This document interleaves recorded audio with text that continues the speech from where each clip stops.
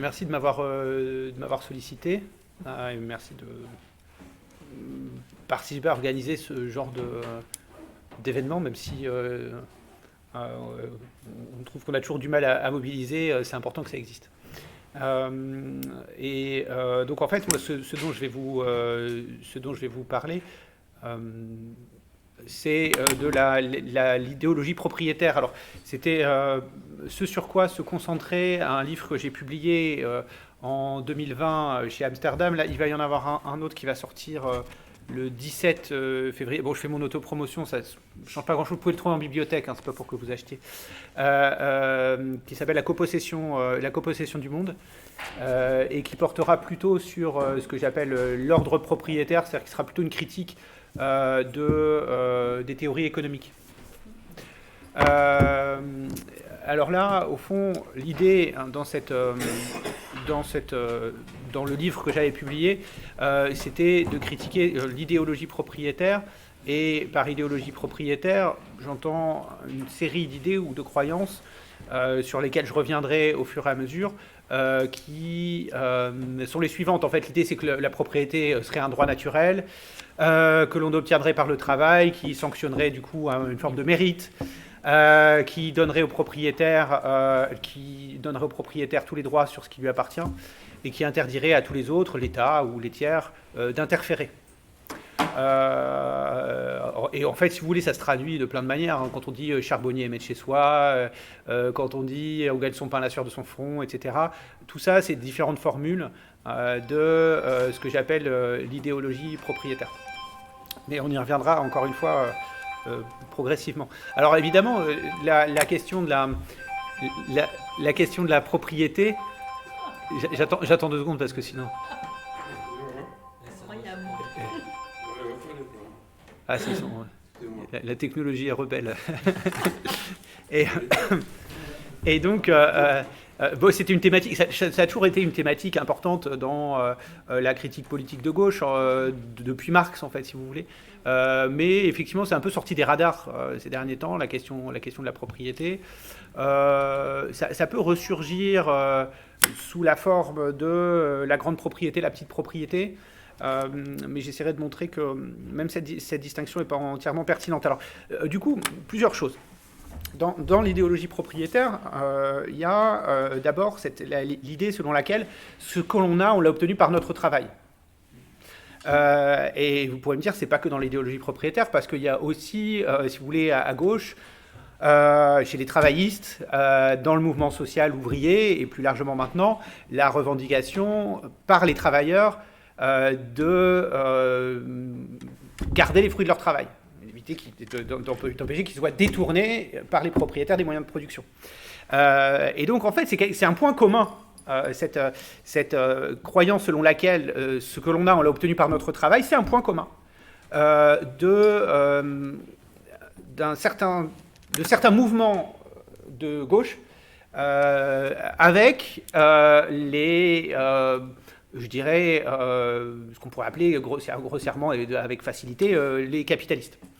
Et alors, en tout cas, cette idée de la valeur travail, elle est ressurgie aujourd'hui, hein, puisqu'on en reparle régulièrement, et notamment là autour de la question des retraites. Et il s'agit d'un concept marxiste, en fait, au départ, hein, la valeur des choses, la valeur des marchandises.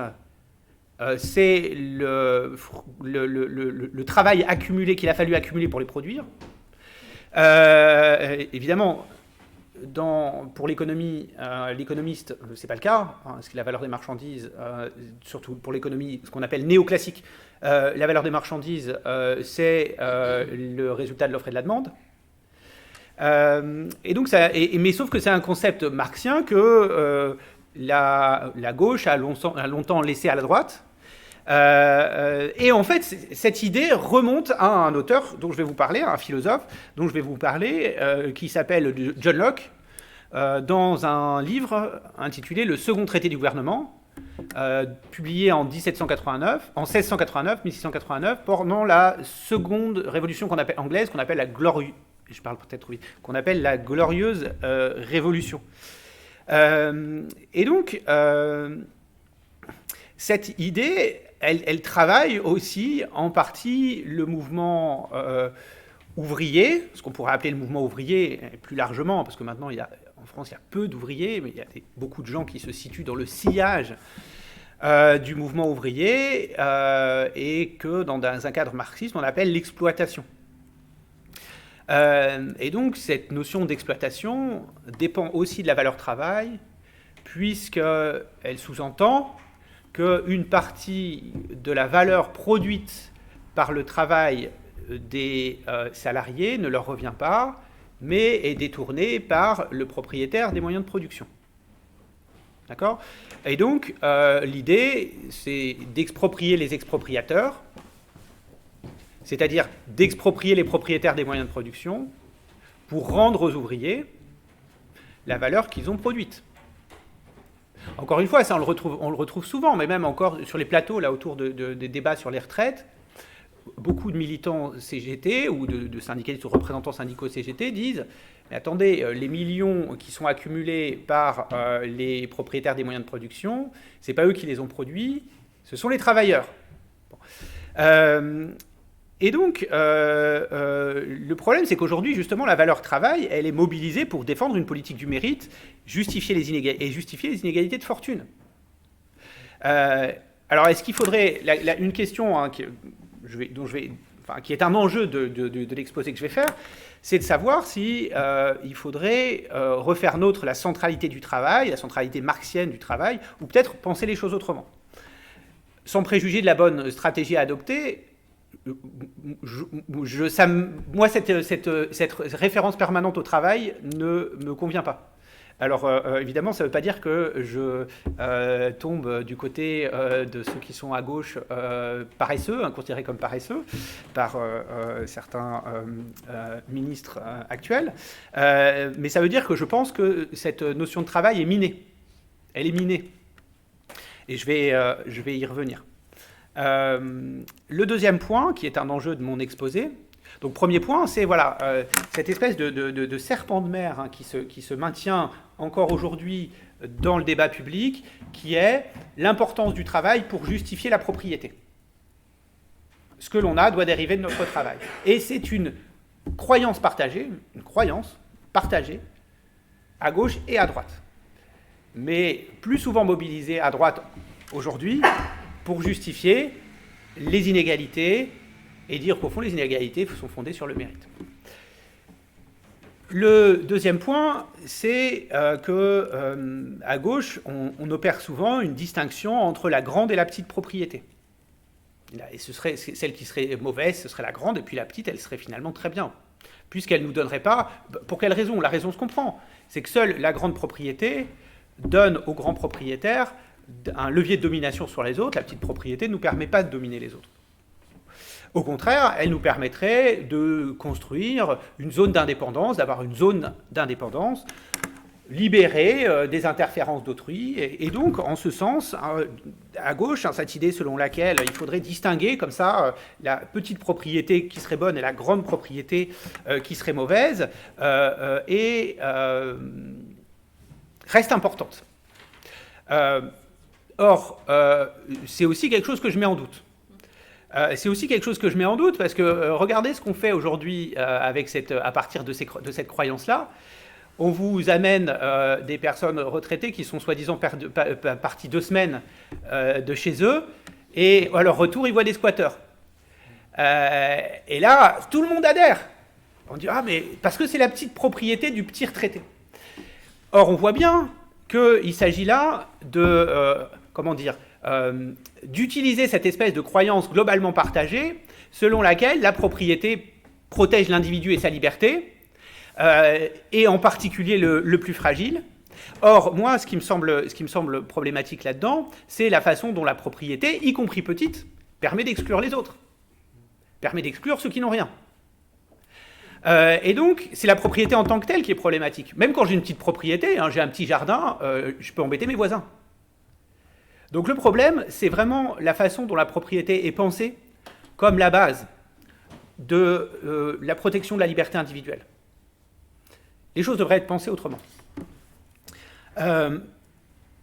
Et donc, face à cet usage stratégique de la défense de la petite propriété, à gauche, je pense qu'on devrait renoncer à cet usage stratégique de la défense de la propriété contre la petite propriété contre la grande à gauche, parce qu'on voit que cet argument de la défense de la petite propriété est utilisé pour justifier des reculs sociaux.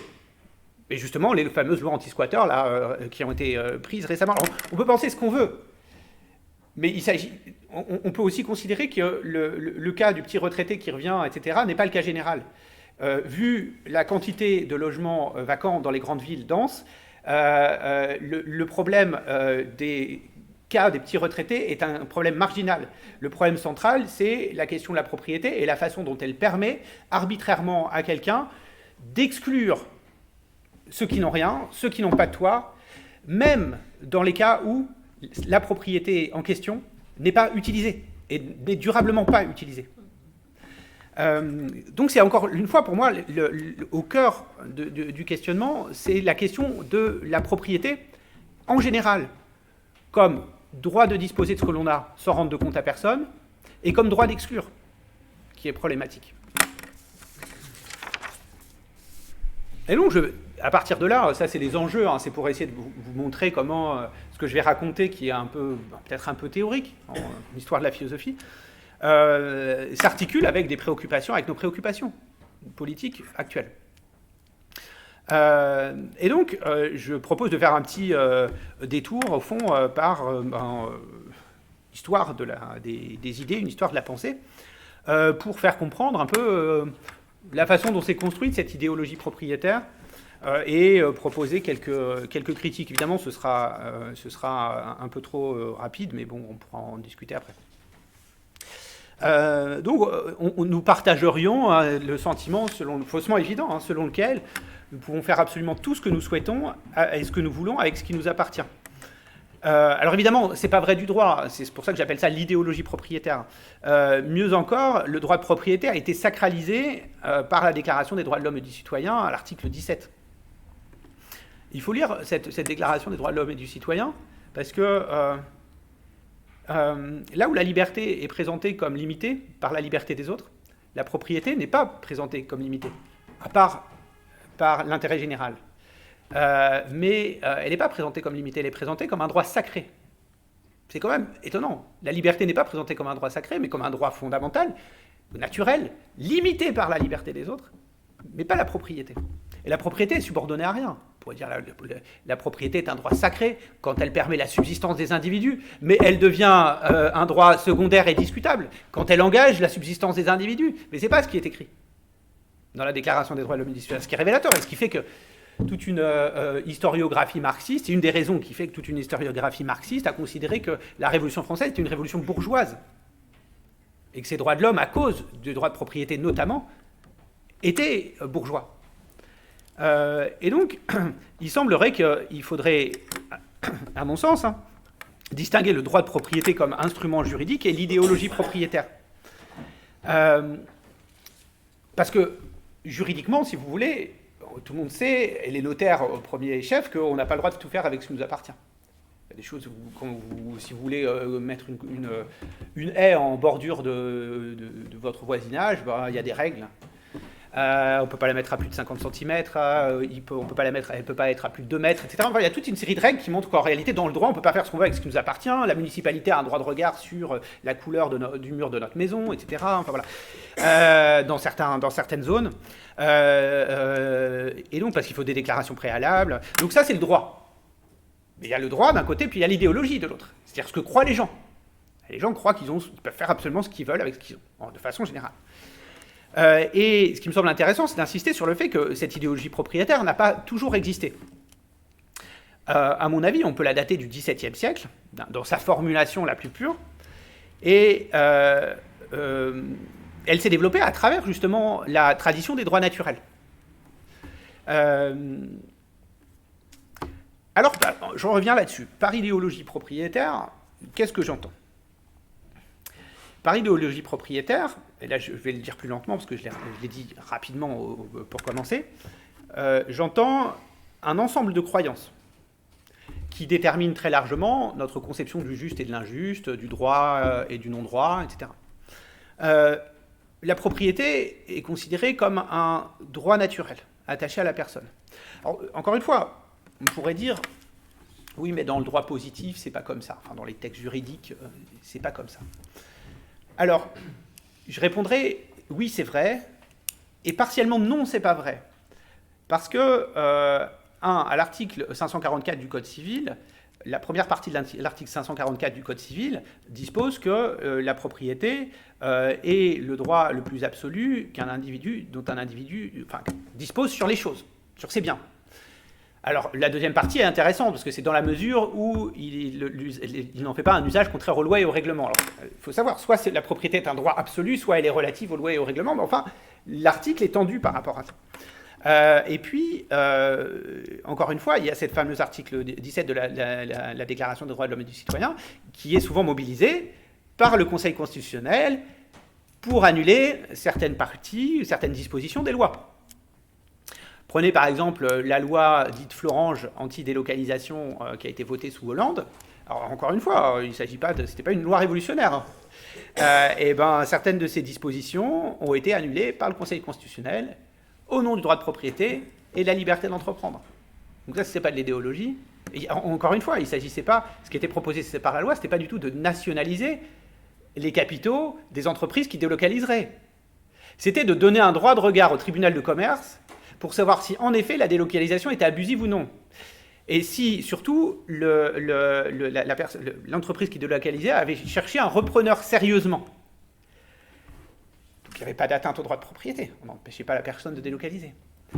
Donc vous voyez. Et puis dernièrement, ce qui m'est remonté aux oreilles, c'était l'année dernière, il y a eu une proposition de loi faite par un député PCF pour créer un statut juridique des biens communs.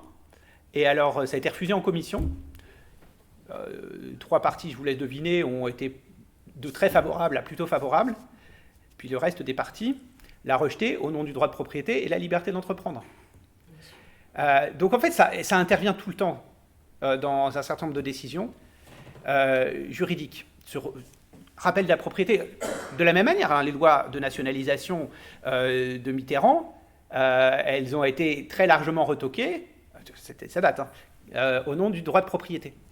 Et donc, l'idée que le droit de propriété est un droit attaché à la personne, à l'individu, un droit qui est juste en soi, moralement juste, et à ce titre incontestable, par principe.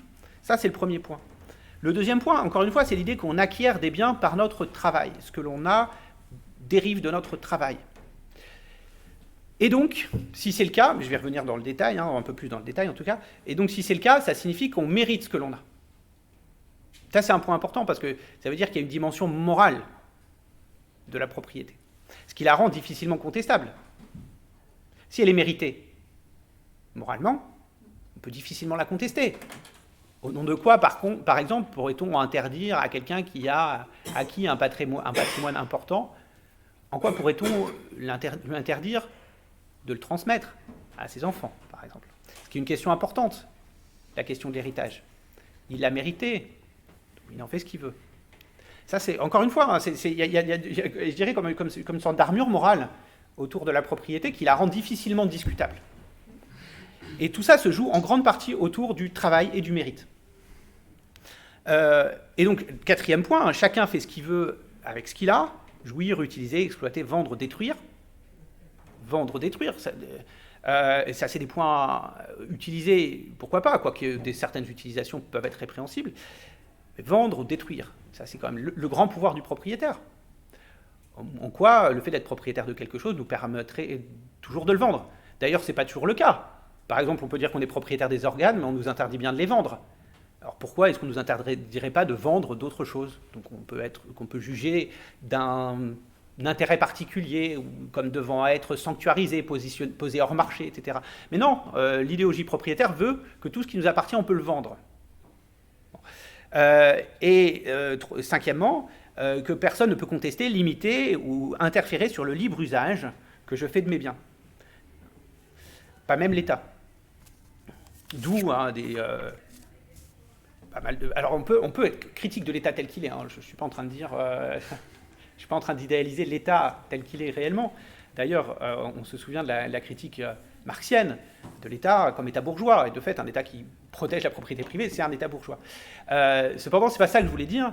C'est le fait que certaines personnes ne veuillent pas payer d'impôts au sens où elles ont gagné ce qu'elles ont gagné à la sueur de leur front, et il est illégitime que l'État en prenne une partie pour le mettre au service de finalités qui ne sont pas les leurs. Même payer l'école, ils veulent pouvoir utiliser ce qu'ils ont comme ils l'entendent.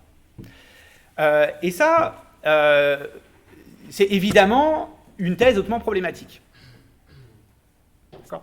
Mais ça, on y reviendra aussi. Et donc, cette conception de la propriété privée conçue comme un droit sacré, que nous pouvons appeler une conception absolutiste, n'a pas toujours eu cours, et il est possible de la dater de la période moderne, hein, même si on en trouve des formulations antérieures, mais j'y reviendrai pas, et je la trouve notamment sous la plume de John Locke, en 1689, dans le second traité du gouvernement civil. John Locke, il faut revenir très rapidement sur qui est ce personnage. C'est-à-dire que c'est quelqu'un qui a été très proche de Guillaume d'Orange, qui a pris le pouvoir à cette période et qui a porté très largement la logique des droits, notamment le Bill of Rights. Le Bill of Rights, c'est-à-dire la déclaration de droits, c'est Guillaume d'Orange qui l'a imposé. Et ça, c'est le parti, si vous voulez, le parti de Locke, qu'on pourrait dire de ce point de vue-là libéral.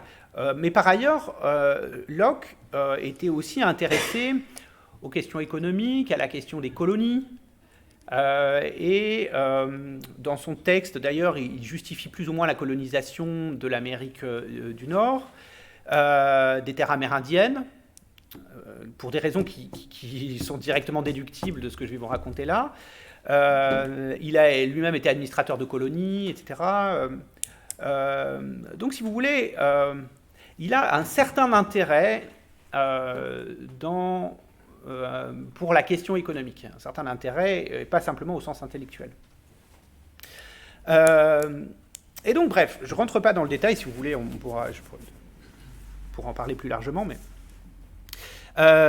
il me semble que la conception de la propriété qu'il développe au chapitre 5 du second traité du gouvernement, c'est un chapitre qui porte sur de la propriété, ça s'intitule de la propriété, ça porte en fait plus précisément sur l'appropriation, mais il l'intitule de la propriété, est une légitimation de la propriété privée conçue comme je viens de vous le dire. Et donc une première formulation de l'idéologie propriétaire. Et donc, cette conception, me semble-t-il, occulte, sur laquelle je vais revenir, le fait essentiel qu'il y a toujours du commun dans le propre.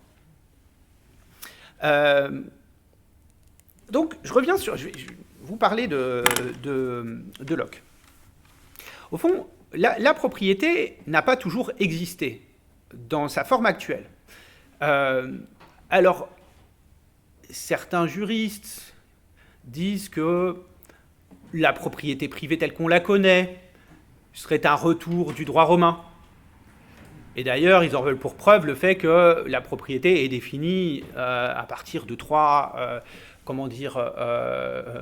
compétences du propriétaire, usus, fructus et abusus. Alors ils le disent en latin, du coup ça fait romain. En réalité, c'est beaucoup plus compliqué que ça, parce que le statut du dominus romain, du maître romain, c'est ça le dominus, hein, c'est celui qui est maître sur une villa, avec dedans des femmes, des enfants, des esclaves. Ça n'a pas grand-chose à voir avec ce qu'on entend nous aujourd'hui par propriétaire. Notre conception de la propriété est moins inspirée de la propriété foncière que de la propriété mobilière, du commerce, etc.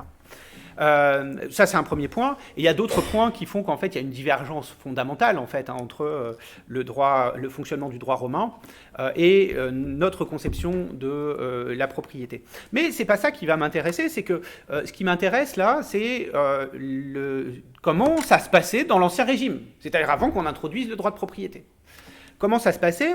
Dans l'Ancien Régime, en fait, dans beaucoup de régions de France et d'Europe, il était impossible de clore les champs, de mettre des clôtures autour des champs. Donc là, je parle du droit foncier. Pourquoi c'était pas possible ? Parce que y avait des droits superposés sur les mêmes fonds. Le fond, c'est la terre, par exemple. Il y avait par exemple quelqu'un qui avait le droit d'exploiter la terre, mais il y avait aussi le droit du seigneur qui avait le droit de chasse. Il y avait le droit des communautés villageoises. Il y avait le droit de ramasser du bois, qu'on appelait l'affouage. Il y avait le droit de veine pâture, qui donnait le droit aux brebis, à certains moments de l'année, de ceux qui n'avaient pas de terre, d'aller faire paître leurs brebis. Le droit de parcours, qui permettait aux villageois de passer par les champs pour aller d'un village à l'autre. Il y avait toute une série de droits comme ça qui permettaient d'organiser les relations sociales de la communauté villageoise sur des ressources qui n'étaient du coup pas appropriées privativement. D'accord ? Et donc, alors beaucoup disent aujourd'hui, c'est ce qu'on appelle les communs. Mais il faut faire la différence entre les communaux, qui étaient vraiment les champs de la commune, et le fait que des parcelles de terrain exploitées, qu'on pourrait dire individuellement, ne pouvaient pas être encloses, mises en clôture, parce que justement, il n'y avait pas que celui qui exploitait qui avait des droits dessus. Il y avait toute une série de négociations avec le reste de la communauté villageoise qui ouvrait ce champ selon certaines règles, avec certains droits organisés. C'était pas le désordre, c'était organisé par le droit. Qui ouvrait le champ à des usages réservés aux membres de la communauté villageoise. Alors, il ne s'agit pas pour moi de dire revenons à la période médiévale, mais il s'agit simplement de dire que la propriété privée des terres n'a pas toujours existé, et que ça a été l'effet d'une volonté politique. En Angleterre, c'était plutôt au XVIIe siècle, ce qu'on appelait le mouvement des enclosures. En France, ça a été plutôt au XVIIIe siècle, on a souvent un peu de retard avec l'Angleterre. En tout cas, on a eu longtemps un peu de retard avec l'Angleterre sur la Révolution, sur le mouvement des clôtures. Et il y a des décrets royaux en France, dans la deuxième moitié du XVIIIe siècle, qui favorisent la mise en clôture des champs.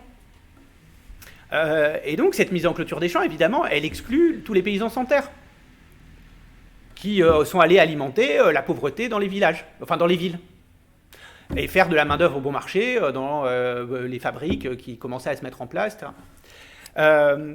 Donc voilà, le mouvement des enclosures, c'est-à-dire penser la propriété, non pas simplement comme le fait d'avoir des droits sur des choses compatibles avec les droits des autres, mais comme le fait d'être propriétaire absolu de quelque chose à l'exclusion des autres. Propriété privée, défense d'entrée, vous voyez ça.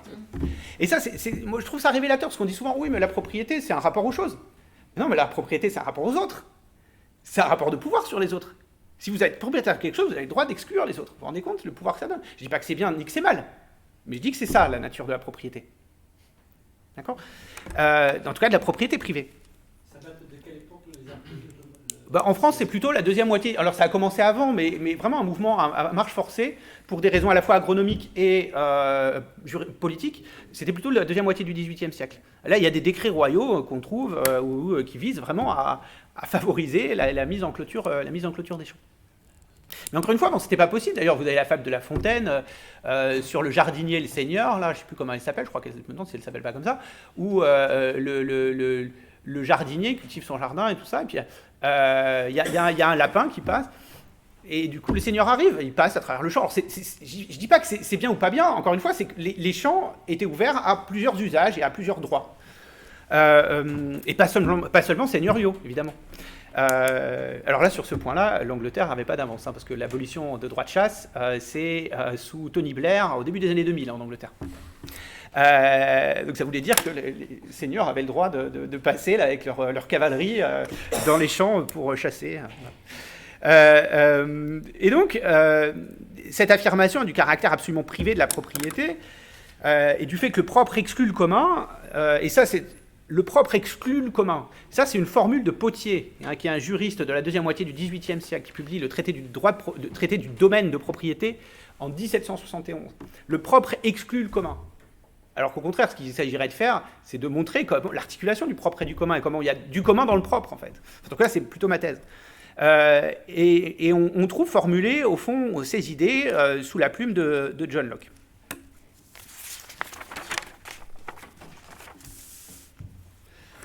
Et donc, au chapitre 5 du second traité du gouvernement, Locke traite de la propriété comme un droit naturel, essentiel, et le rôle de l'État, pour lui, ne serait pas de définir ou de réguler les droits de propriété, mais plutôt d'en garantir l'intégrité. Le droit de propriété, si c'est un droit naturel, c'est un droit qui ne dépend pas d'une convention, qui ne dépend pas du consentement d'autrui, et qui est antérieur à l'État. Donc le rôle d'un État légitime, pour Locke, c'est un État qui fait respecter le droit naturel de propriété. Il ne définit pas, il ne le régule pas, il le garantit. D'accord ? Et alors évidemment, c'est bien cette logique des droits naturels. On est content, par exemple, de se dire que la liberté d'expression fait partie de nos droits naturels, au sens de la Déclaration des droits de l'homme et du citoyen. Là-dessus, on est content. Mais est-ce qu'on est vraiment content et est-ce qu'on est vraiment satisfait, même moralement satisfait, de se dire que la propriété est considérée comme un droit naturel analogue à la liberté d'expression ? Ça, c'est une vraie question. Mais c'est pourtant le cas dans notre structure juridique. Dans la structure juridique qui est celle de notre Constitution. Et donc pour Locke, la propriété a une légitimité naturelle antérieure à l'ordre politique, ce qui rend contestable les interventions de l'État sur la propriété individuelle. Et donc en ce sens, il peut être considéré comme un des théoriciens des droits naturels modernes. Alors, Locke, il ne parle pas de droit naturel, il parle de propriété naturelle.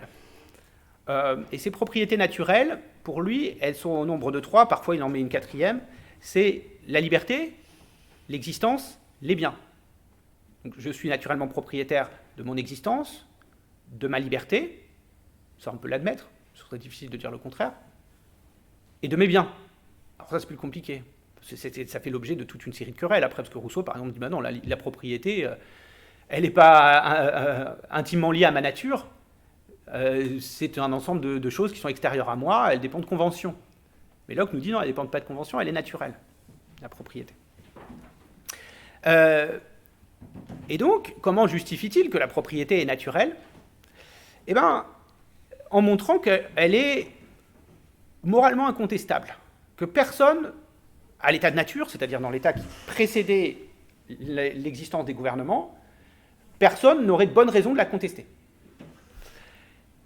Donc on pourrait acquérir quelque chose sans le consentement d'autrui, sans que pour autant qu'autrui ait quelque chose à dire. Comment Locke s'y prend-il pour démontrer ça ? De la façon suivante. Je vais synthétiser, parce que sinon j'ai peur d'être trop long. De la façon suivante. C'est-à-dire qu'il dit, quand je prends quelque chose, et qu'il reste autant de bonnes choses semblables pour les autres, personne n'a à s'en plaindre. Sinon ce serait de la jalousie, mais il n'y a pas de bonne raison morale de s'en plaindre. Je prends un verre d'eau à la fontaine, mettons que la fontaine soit une ressource en eau infinie, ça suppose ça. Je n'empêche pas les autres de prendre un verre d'eau à la fontaine.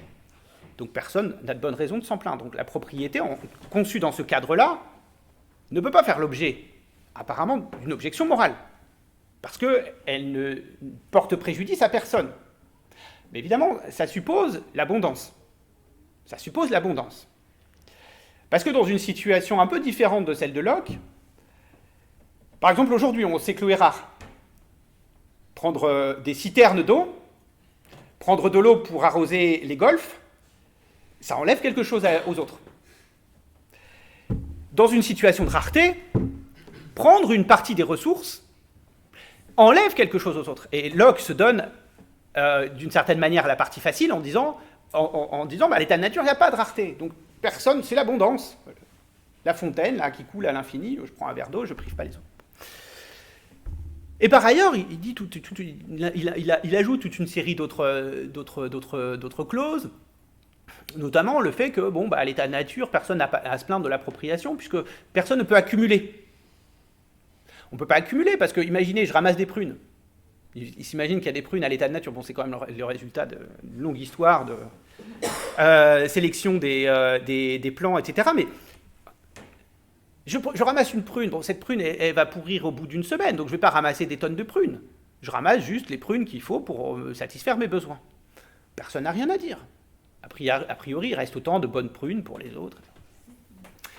Mais Locke nous dit, il y a un changement qui s'opère dans l'histoire, c'est l'introduction de la monnaie, avec le commerce, que ça rend possible. Alors évidemment, la monnaie, ça ne pourrit pas. Donc là, je peux accumuler de la monnaie infiniment, sans porter préjudice aux autres, nous dit Locke, puisque ça ne pourrit pas, je vole personne, et sans que ça remette en cause l'appropriation. Pour lui, on pourrait dire, mais oui, mais alors à partir du moment où l'introduction de la monnaie permet, d'accumuler beaucoup plus de ressources que ce dont j'ai besoin, Donc, introduit des inégalités et permet l'accumulation.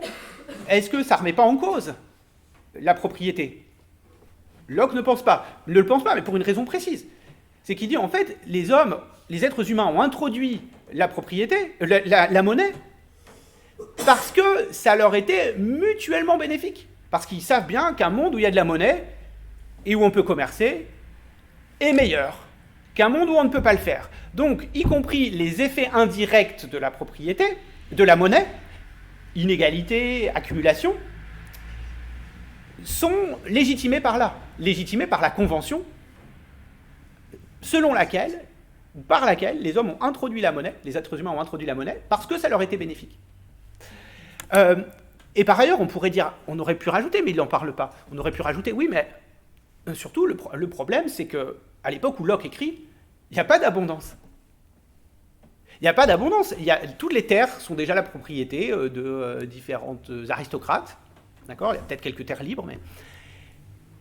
Et donc, ça signifie que les derniers venus, les derniers arrivants, parce qu'on parle souvent des premiers occupants à la première occupation, mais les derniers arrivants, ils arrivent sur cette terre et ils n'ont rien pour subsister. On pourrait dire, bah là, dans ces cas-là, on voit bien, la propriété a un effet. Alors ça ne dégrade pas leur situation, parce qu'ils sont nés, ils n'avaient rien, donc ça ne change pas leur situation. Mais néanmoins, ça fait qu'ils sont dans le monde dans une position où ils ne peuvent pas accéder aux ressources qui leur permettent de subsister. Ou si, ils peuvent le faire. Mais comment ? Ils peuvent le faire en vendant leur travail à ceux qui ont acquis un patrimoine, notamment un patrimoine foncier. D'accord ? Mais Rousseau, lui, par exemple, un siècle après Locke, un peu moins d'un siècle après Locke, justement, ce sera bien ça le problème. Rousseau, il dit, mais non, mais attendez, les pauvres, ceux qui n'ont rien, à qui on demande de respecter le droit de propriété, ils sont dans une position où on les oblige à respecter un droit qui bénéficie aux riches et qui ne leur rapporte rien. Quand on respecte le droit de propriété du riche, à qui ça bénéficie ? Ça bénéficie aux pauvres ? Non, qui restent pauvres. Ça bénéficie aux riches, qui lui, grâce... Parce que, encore une fois, je dis, la propriété, c'est un rapport social. Il n'y aurait pas de propriété si tout le monde n'était pas dans l'obligation de la respecter. Donc on demande aux plus pauvres de respecter le principe de la propriété, ce qui représente pour eux une charge sans aucun bénéfice. Alors qu'à l'inverse, pour les riches, le fait que les pauvres respectent la propriété, ça représente un bénéfice et une charge moindre. Donc les pauvres ont beau jeu de dire, chez Rousseau, ben, au nom de quoi vous voulez nous imposer un droit qui est tout à notre charge et tout à votre avantage. Mais Locke ne le voit pas. En tout cas, il fait mine de ne pas le voir, parce que le rôle de ce chapitre 5 sur la propriété, c'est de légitimer le droit de propriété. D'accord ? Vous remarquerez, enfin je vous le dis, qu'il ne consacre pas de chapitre pour justifier le fait que nous soyons propriétaires de notre liberté ou de notre existence. Parce que c'est en soi évident. Mais il doit consacrer un chapitre pour expliquer pourquoi la propriété peut être considérée comme un droit naturel. C'est-à-dire un droit que l'on peut acquérir unilatéralement sans solliciter le consentement des autres, mais vis-à-vis duquel nul n'a d'objection morale à opposer, nulle bonne objection morale à opposer. Mais vous avez vu, pour arriver là, il a dû se donner une situation qui lui rend la partie facile. D'accord ? Effectivement, dans la situation qui est la sienne, l'abondance, le premier état de nature, il n'y a pas de problème. Donc ça, c'est le premier point. Le deuxième point porte sur le fait que... je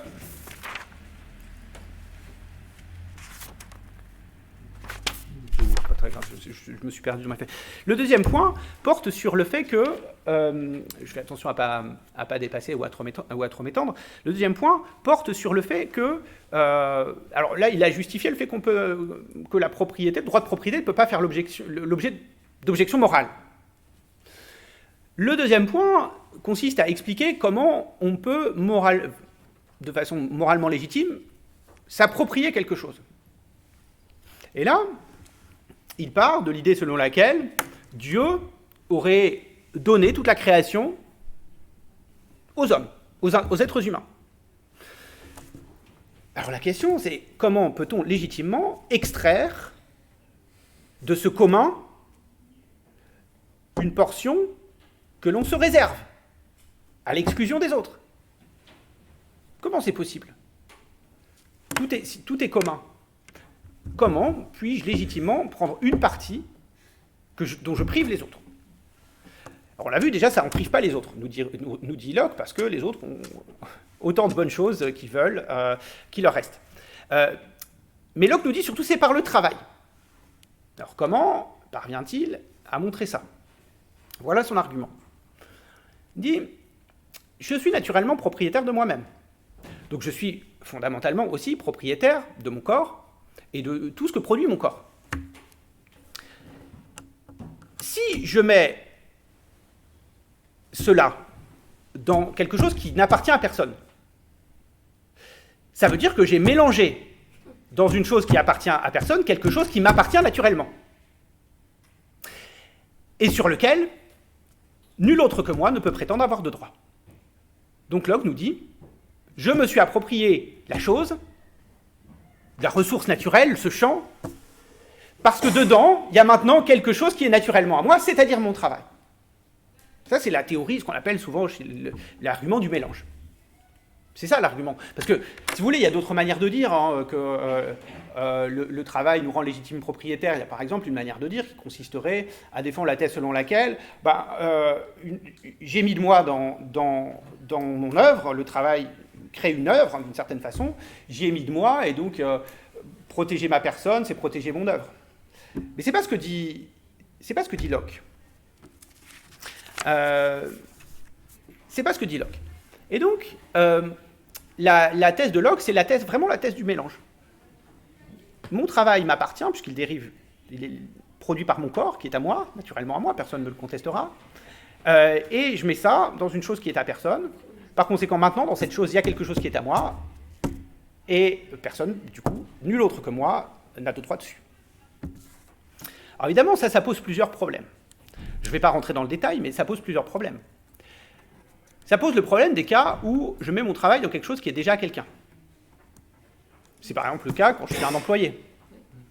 Mais il y a d'autres cas. Par exemple, justement, les Romains se sont posé la question. Ils disaient, voici un bloc de marbre. Un sculpteur le sculpte. Il fait une statue de Jupiter. À qui appartient la statue de Jupiter? Est-ce qu'elle appartient à celui qui a taillé le bloc de marbre? Ou est-ce qu'elle appartient au sculpteur? C'est compliqué. Et en fait, on est souvent dans ce genre de situation-là. Parce qu'on est mis face à des choses. Un livre, par exemple, c'est un livre qui a été en partie fait par l'auteur, en partie par l'éditeur, en partie par l'imprimeur, en partie par ceux qui ont coupé le bois pour faire du papier. Enfin, imaginez, ça a été fait par tout le monde, en fait. Donc ça pose la question du partage de la valeur, en tout cas du partage du produit. Donc en réalité, la question du travail est toujours beaucoup plus complexe dans une société comme la nôtre, d'interdépendance, est toujours beaucoup plus complexe, on ne produit rien tout seul, est toujours beaucoup plus complexe. Par ailleurs, autre objection. Imaginez, Locke nous dit, en mettant mon travail dans une ressource naturelle, je m'approprie la ressource naturelle. Mais un point essentiel à comprendre, c'est que ce champ et ce blé qui pousse sur ce champ, il pousse tout seul. Alors, avec des conditions humaines, évidemment, de sélection, etc., mais c'est un produit de la nature. Et la question, c'est pas moi qui l'ai, pour le dire autrement, c'est pas moi qui ai construit ce champ. Je l'ai trouvé là, déjà tout fait. Donc il y a une partie dans ce champ qui ne m'appartient pas. Si on admet la thèse selon laquelle je suis propriétaire des fruits de mon travail. Ben, je m'approprie une partie, je m'approprie par mon travail des choses que je n'ai pas produites par mon travail. Et qui sont des ressources naturelles. Au nom de quoi ai-je le droit de m'approprier ces ressources naturelles et d'en faire une exploitation privée, qui ne bénéficie qu'à moi? Est-ce qu'il ne faudrait pas que je paye une redevance à tous les autres, proportionnelle à la valeur de cette ressource naturelle que je me suis accaparée? Alors évidemment, pour le champ, ça va, mais pensez par exemple à la question des mines, des filons d'or. Le filon d'or, j'ai une chance énorme d'avoir ce filon d'or, les autres ils en ont pas, mais pourquoi, au nom de quoi je m'accaparerais toute la valeur du filon d'or? Est-ce qu'il ne faut pas que je paye une redevance à tout le reste du genre humain que j'ai privé de ce filon d'or? D'accord. Donc ça, c'est un point qui est essentiel. Et un autre point qui est essentiel sur cette question, justement, du rôle du travail. Un autre point qui est essentiel, c'est qu'au fond, on pourrait dire, bon, j'ai mis là mon travail. Sauf que ce travail, lui-même, alors, autre contre-argument, ça dérive du travail. Parce que, et donc, souvent, c'est la métaphore paysanne, c'est-à-dire qu'on dit l'agriculteur récolte ce qu'il a semé. Mais en fait, il récolte ce qu'il a semé, mais il récolte aussi un effet d'aubaine, d'une certaine manière, c'est-à-dire le fait d'avoir un champ fertile ou pas. Imaginez, regardez par exemple, un vigneron du Médoc hein, qui a un château, qui possède un château qui ne produit pas du vin de très bonne qualité. Lui, il va travailler beaucoup, il va devoir, enfin, pas forcément lui, mais il va demander à ces gens qui travaillent pour lui de travailler beaucoup, de produire énormément de bouteilles de vin, parce qu'il ne peut atteindre une rentabilité que par le volume. Et puis, celui qui a la chance, au contraire, d'avoir un château à Saint-Émilion ou à Pessac-Léognan, dont les bouteilles sont surcotées. Alors, il n'aura pas besoin de travailler autant. Est-ce que ce sera l'effet de son travail? Est-ce que ce qui va empocher sera l'effet de son travail, ou est-ce que ce ne sera pas l'effet du hasard qui est lié au fait que lui, il est propriétaire d'un château coté, alors que l'autre, il est propriétaire d'un petit château qui produit de la piquette, et bon, voilà, il doit faire avec. Et en fait, c'est très souvent ça. Les paysans, en fait, ils récoltent aussi des choses qui dérivent de la chance, et pas seulement de leur travail. Donc, est-ce qu'on récolte les fruits de notre travail? Par ailleurs, alors, par rapport à cette question du travail, parce que ça, évidemment, ça fait surgir énormément d'objections, il y a aussi le talent. Par exemple, vous voyez, imaginez un vigneron qui a un château qui produisait de la piquette, et puis tout d'un coup, il se dit ah mais tiens, mais en fait, je vois que la biodynamie, ça marche bien, etc. Je vais produire mon vin en biodynamie maintenant, comme ça, je vais accroître la valeur de la bouteille.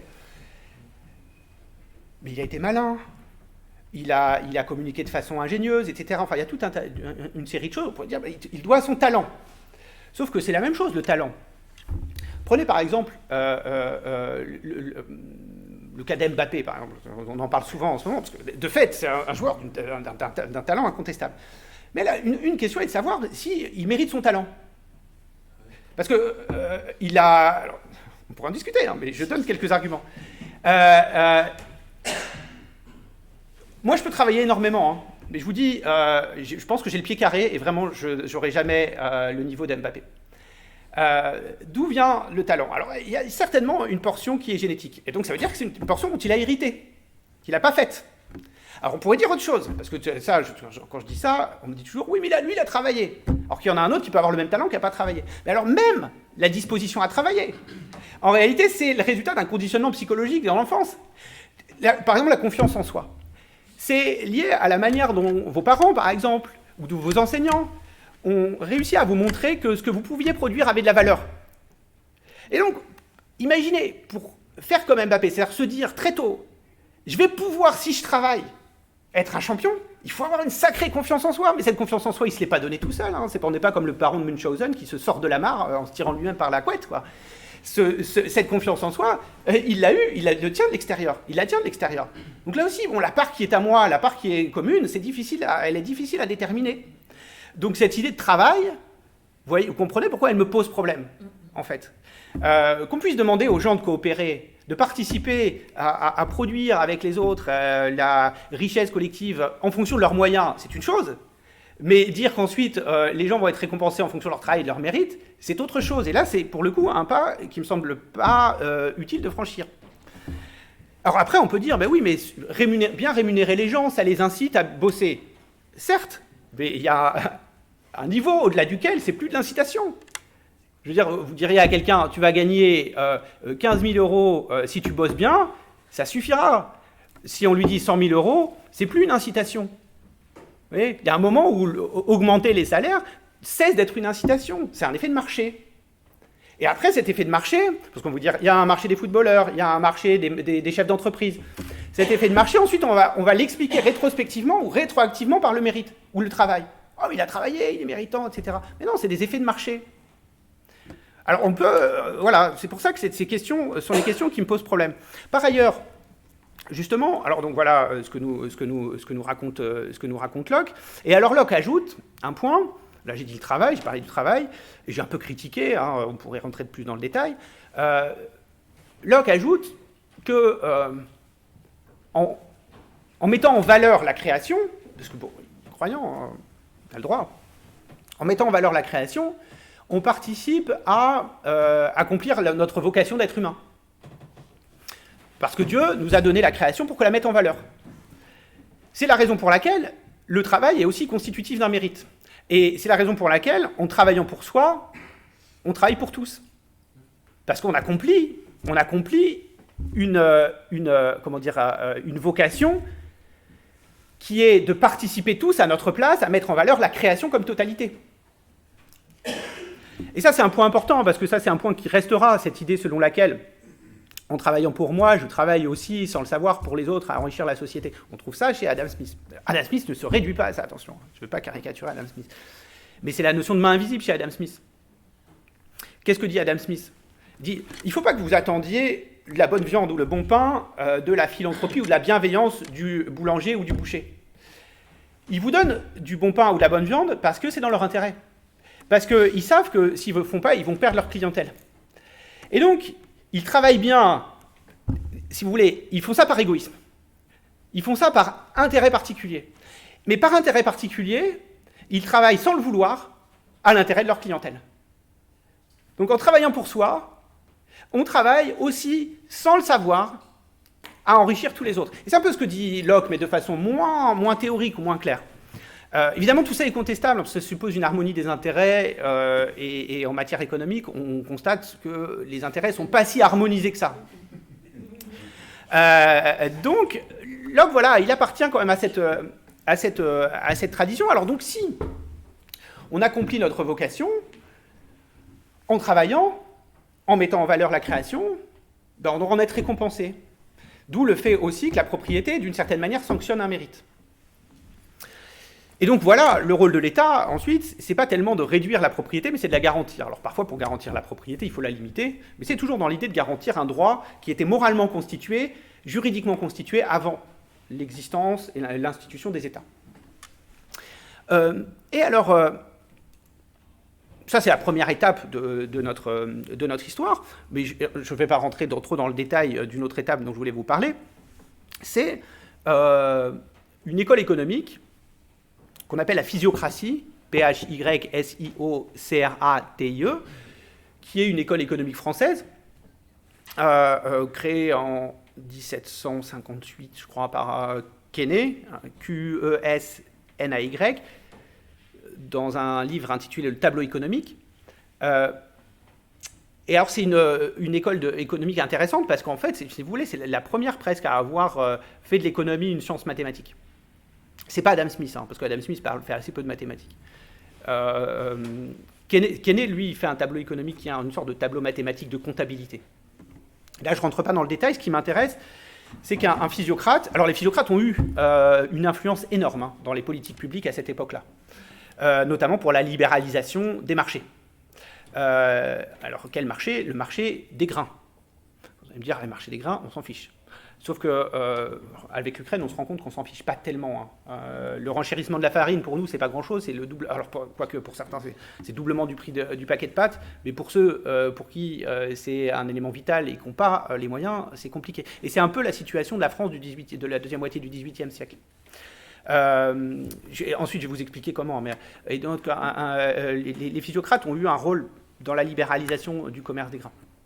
Parce qu'en fait, il y avait une régulation du prix par décrets royaux à cette période-là, hein, pour éviter que les phénomènes de spéculation. Et les physiocrates ont dit non, le juste prix, c'est le marché qui le définit. Et d'ailleurs, même, cette cherté du grain, on l'explique souvent, on dit c'est une des causes de la Révolution française. Mais on dit souvent c'est lié à des mauvaises récoltes. On dit ça, les profs d'histoire, ils disent ça souvent. mais c'est lié aussi à des phénomènes spéculatifs qui ont renchéri le prix du grain et qui l'ont rendu inaccessible pour une grande partie de la population. Donc évidemment, ça a créé des disettes et des famines. C'est ce qu'on a appelé le phénomène d'accaparement. Donc voilà, qu'est-ce que dit Le Mercier? Alors, je voulais vous parler justement d'un physiocrate qui s'appelle Le Mercier de la Rivière, qui a écrit L'ordre naturel et essentiel des sociétés en 1767, et qu'il a fait envoyer par Mirabeau, père, qui était un physiocrate, à Rousseau. Et Rousseau dit « mais je comprends rien à votre histoire », etc. Enfin, il n'est pas d'accord. Mais je ne rentre pas dans le détail là aussi. Et qu'est-ce qu'ils disent, hein, ces physiocrates? Enfin, Le Mercier de la Rivière, il dit « chacun est propriétaire de sa personne ». Pour être propriétaire de sa personne, chacun doit pouvoir être propriétaire des fruits de son travail. Pour pouvoir être propriétaire des fruits de son travail, Le Mercier de la Rivière nous dit il faut qu'on puisse être propriétaire des moyens de production. Et les moyens de production, c'est les champs. Par le moyen duquel on produit, on travaille, et on produit et on récolte les fruits de notre travail. Donc ça veut dire que tout l'équilibre économique, qu'il appelle l'ordre naturel et essentiel des sociétés, se fonde sur la propriété et le respect de la propriété. Il résulte de là que si on est propriétaire et que l'État n'a pas le droit de regard sur ce qu'on fait avec ce qu'on a, chacun est libre d'acheter et de vendre comme il l'entend. C'est le laisser-faire, laisser-passer, c'est la liberté du marché. Et précisément, le rôle de l'État, c'est d'instaurer ces lois intangibles, c'est ce qu'il appelle le despotisme des lois. C'est finalement ce que Rousseau ne comprendra pas. Des lois despotiques, il ne sait pas ce que ça veut dire, parce que pour lui, les lois, c'est l'expression de la volonté générale. Et encore une fois, ce que je vous dis, c'est que cette approche économique a eu des effets remarquables sur la libéralisation du commerce, qui a favorisé l'accaparement, les phénomènes spéculatifs, etc. Et à la même période, il y a un type qui s'appelle Mably, qui a écrit contre les physiocrates. Et un de ses arguments, qui me semble intéressant, c'est qu'il dit, oui, d'accord, on est propriétaire de sa personne, mais en fait, je suis en désaccord avec le fait que c'est la propriété des champs et la liberté de la propriété privée qui permet de protéger la propriété de la personne.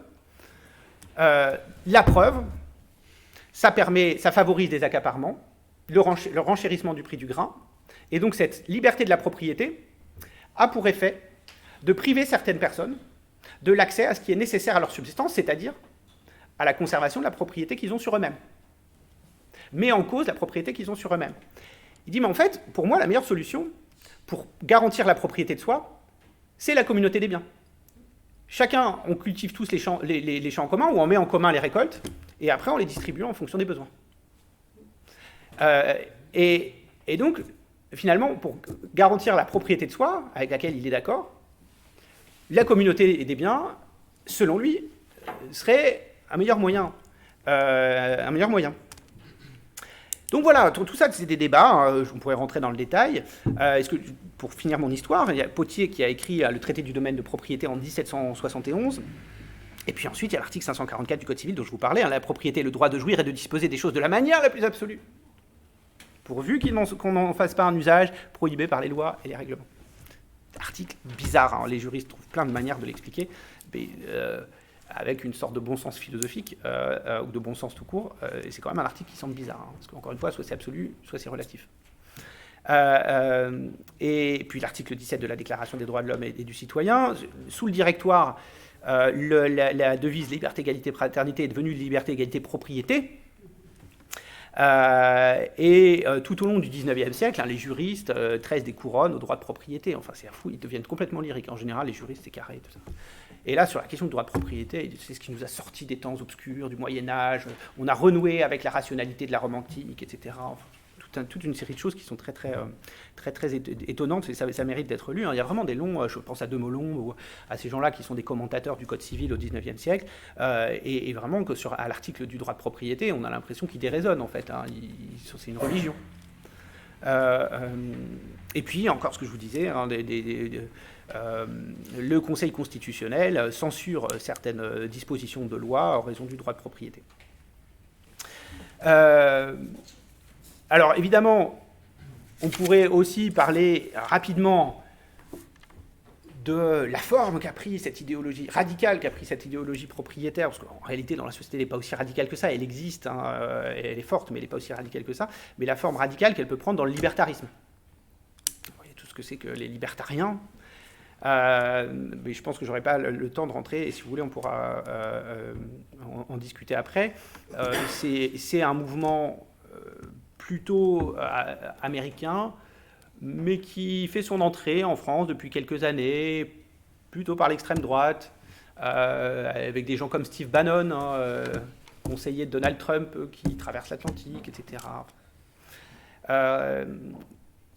Et c'est vraiment une idée minarchiste.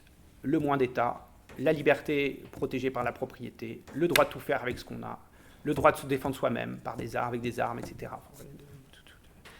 Je ne déroule pas le détail, mais il y a un fondement philosophique à ça. Il y a notamment un auteur, un philosophe qui s'appelle Nozick, qui a créé Anarchie, État, Utopie en 1974, et dans lequel Nozick dit, en partie à tort, parce que vraiment c'est une caricature de Locke, mais qui s'inspire de Locke. Et c'est une caricature de Locke, parce que Locke, on peut dire qu'il est libéral, c'est plus difficile de dire qu'il est libertarien, mais là aussi, ça suppose de rentrer dans le détail des théories, etc. Mais en réalité, ces thèses, ces croyances sont très largement idéologiques. J'ai déjà donné quelques éléments, mais je peux en donner d'autres. Parce qu'il y a un cas qui me plaît bien, qui est assez rigolo en droit. C'est le cas qui a opposé quelqu'un qui s'appelait Clément Bayard avec quelqu'un qui s'appelait Coquerel. Et alors, Clément Bayard, c'est dans les années 1910, il a un ballon dirigeable. Son grand jeu, c'est d'ouvrir son hangar, puis de décoller avec son ballon dirigeable. Évidemment, quand il décolle avec son ballon dirigeable, il passe au-dessus du champ voisin, du champ de Coquerel. Mais alors Coquerel, il n'est pas content, je ne sais pas pourquoi, mais bon, il y a des jalousies entre voisins. Et donc, il se dit qu'il va ériger des hauts pieux à la limite du terrain qui le sépare de Clément Bayard, de chez Clément Bayard, qui est très très haut, pointu. Alors évidemment, on pourrait dire, alors Clément Bayard se plaint, il va porter plainte. Sauf qu'il n'y avait pas vraiment de moyens juridiques pour qu'il porte plainte, parce que Coquerel, il est chez lui, il fait ce qu'il veut avec ce qui lui appartient. Si ça lui plaît, si ça lui chante de mettre des piquets, qu'il mette des piquets, quoi. Charbonnier est maître chez lui. Mais en réalité, ce que je crois que c'est la Cour de cassation a décidé à ce moment-là, c'était d'inventer une catégorie qui n'a pas été exploitée ensuite, qui est la catégorie de l'abus de droit de propriété. Parce qu'en réalité, la Cour a considéré que ces piquets n'avaient pas lieu d'être, parce que la seule raison pour laquelle ils étaient là, c'est pour nuire aux voisins. Il n'y avait pas d'autre explication, il n'y avait pas d'autre fonction de ces piquets que de vouloir nuire aux voisins. Par conséquent, elle a interprété cet usage de la propriété comme un abus de droit de propriété. Alors s'il y a un abus de droit de propriété, ça signifie qu'on n'a pas tous les droits sur ce qui nous appartient, que les autres, y compris le voisinage, peuvent avoir des droits sur ce qui est à nous, et que ce qui compte, c'est plutôt l'articulation des droits mutuels sur les choses, plutôt que l'appropriation privative et exclusive. Mais encore une fois, je vous dis, c'est pas la thèse qui a été retenue par le droit, qui a plutôt préféré parler ensuite de ce qu'on appelle la responsabilité civile, plutôt que de la notion d'abus de droit de propriété, parce que ça leur posait problème, justement, ça portait atteinte à la propriété. Donc on préfère parler de la responsabilité du propriétaire, plutôt que de l'abus du droit de propriété, parce que la propriété, par définition, c'est un droit dont on ne peut pas abuser.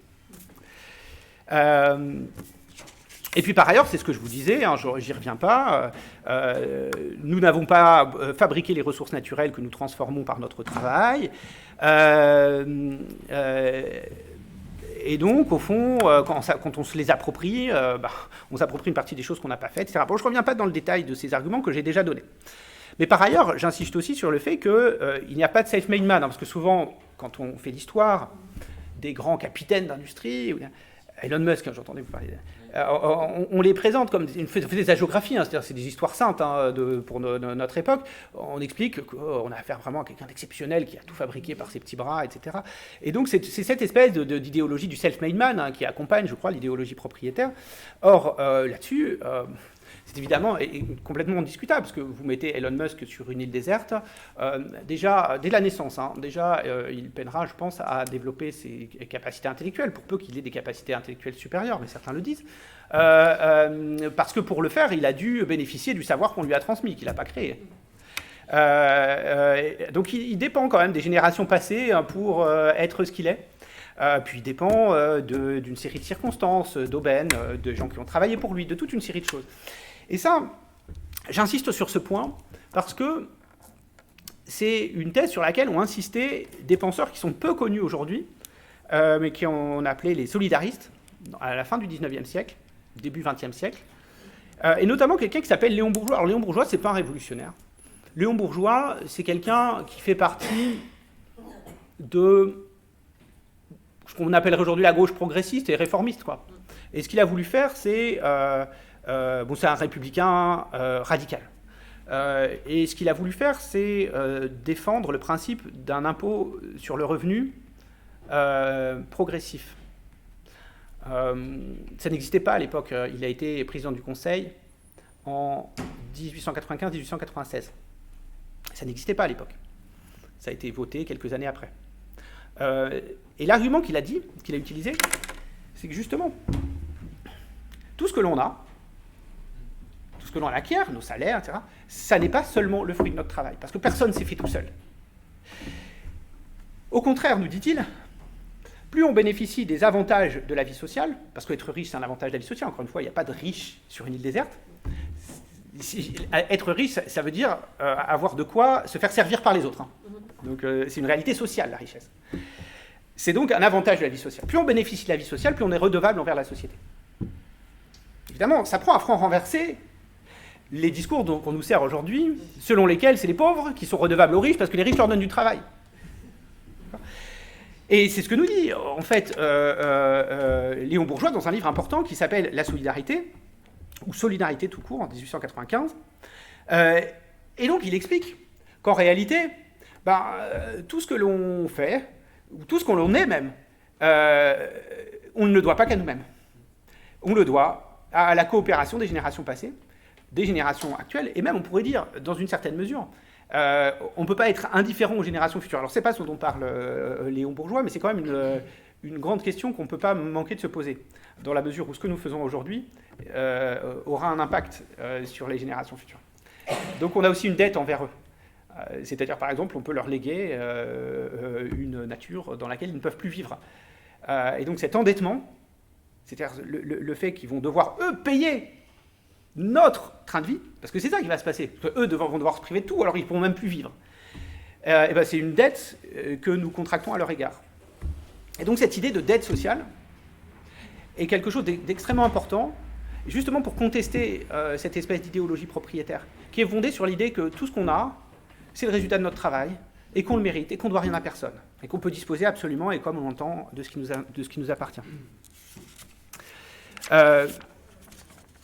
Pour ce qui est de la question du mérite, elle est elle-même extrêmement problématique. 5 minutes. Ouais, je vais 5-10 minutes. De toute façon, si jamais, je suis habitué, parce que c'est ce que j'ai fait déjà à Espace Mar. En fait, c'est extensible, mon papier, donc je me suis un peu installé, j'ai pris du temps, mais pas grave. La question du mérite elle-même est extrêmement difficile à cerner, parce qu'au fond, on est dans des sociétés pluralistes, il faut l'admettre, où nous avons tous nos valeurs qui peuvent diverger les unes des autres. Et par exemple, je sais pas, moi j'adore les trémolos de Maître Gims, par exemple. Bon. Je trouve que c'est très méritant de savoir chanter comme il chante. Puis mon voisin, lui, il préfère une violoniste hyper talentueuse, il trouve que c'est beaucoup plus méritant d'être violoniste, etc. Alors si on devait rémunérer chacun en fonction du mérite, ce serait compliqué, parce qu'on ne parviendrait pas à se mettre d'accord. Moi j'adore le rugby et je trouve que les joueurs de rugby devraient être mieux payés que les joueurs de foot par exemple, parce que je trouve qu'ils méritent plus. Mais en fait sur la question du mérite on se mettra jamais d'accord, donc ça peut pas être un bon principe de partage des richesses. Et puis par ailleurs, l'économie de marché, puisque c'est elle finalement qui distribue, qui alloue les richesses, c'est pas le mérite. On se raconte après que c'est le mérite pour éviter des contestations. Le marché, les phénomènes de marché sont des phénomènes très largement aléatoires. Vous avez bien bossé chez Peugeot toute votre vie. Vous avez bien bossé chez Peugeot. Et votre identité, le sens de votre valeur est lié à ce travail. Et du jour au lendemain, on vous dit qu'en fait Peugeot va fermer. D'accord ? C'est pas de votre faute. C'est un phénomène complètement aléatoire. Vous avez à subir des politiques d'entreprise ou des faillites, ou des effets de faillite qui ne dépendent pas du tout de votre travail. Puis il y a le cas inverse, où vous êtes un piètre chanteur, mais tout d'un coup, il y a quelqu'un qui vous croise et qui se dit « Ah tiens, on va pouvoir faire quelque chose de toi ». Si on communique bien, si on met un petit coup de correcteur de hauteur, on va réussir à faire quelque chose. C'est l'effet du hasard. Combien de personnes, certainement qui ont des voix supérieures à cette personne qui a eu la chance de croiser quelqu'un, combien de personnes sont restées sur le carreau? Donc voilà, les phénomènes de marché sont très largement des phénomènes aléatoires. Il faut arrêter de se raconter par une lecture rétrospective. On fait toujours la marche arrière, quoi. C'est-à-dire qu'on part de ce qui est maintenant pour essayer de montrer que c'était fatal. Ah ben Elon Musk maintenant. On essaie de raconter sa vie comme une vie qui était faite pour en arriver là.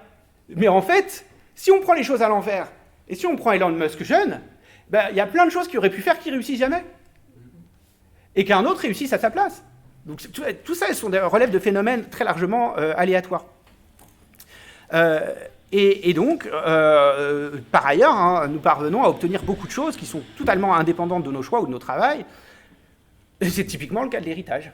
Je parlais de l'héritage. L'héritage, souvent, on voit l'héritage. C'est pour ça que les Français, mais ça c'est un truc que je m'expliquerai jamais, les Français sont tous, en grande majorité, contre des lois qui renforcent la taxation sur l'héritage. Alors qu'ils sont en général, les patrimoines qu'on a et qu'on transmet à nos enfants sont très peu concernés ou très marginalement concernés. Alors à part les maisons, parce que ça vaut de l'argent, surtout à Bordeaux.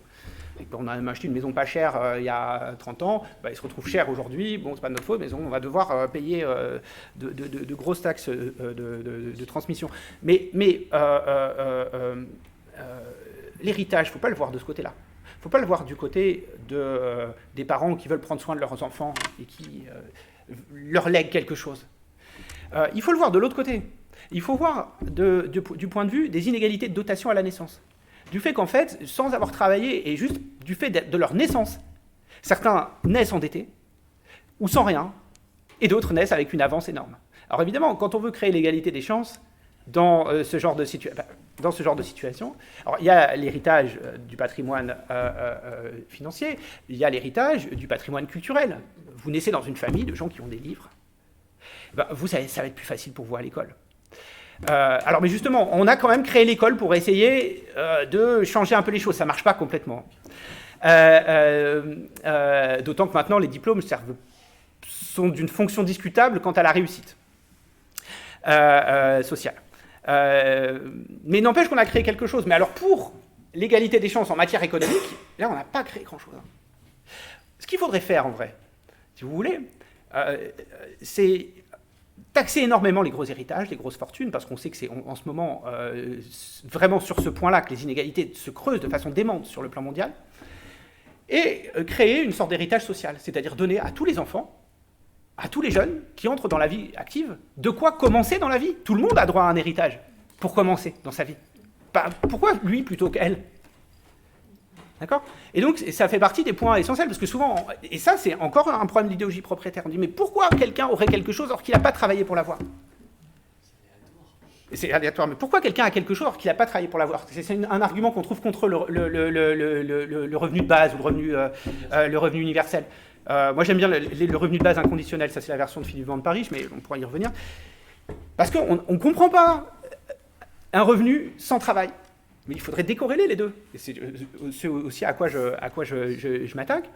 Et donc penser, par exemple, soit un héritage social universel, pour que tout le monde ait de quoi partir dans la vie, à égalité avec les autres. Et ça, ce serait vraiment l'égalité des chances. On l'a fait avec l'école pour le plan culturel, ça ne marche pas complètement, mais ça marche un peu. On pourrait l'améliorer. Et on pourrait le faire sur le plan économique. Mais on ne le fait pas. On ne le fait pas. Et les Français, ils tiennent. Ils tiennent à pouvoir transmettre. Alors évidemment, ils s'identifient aux grandes fortunes.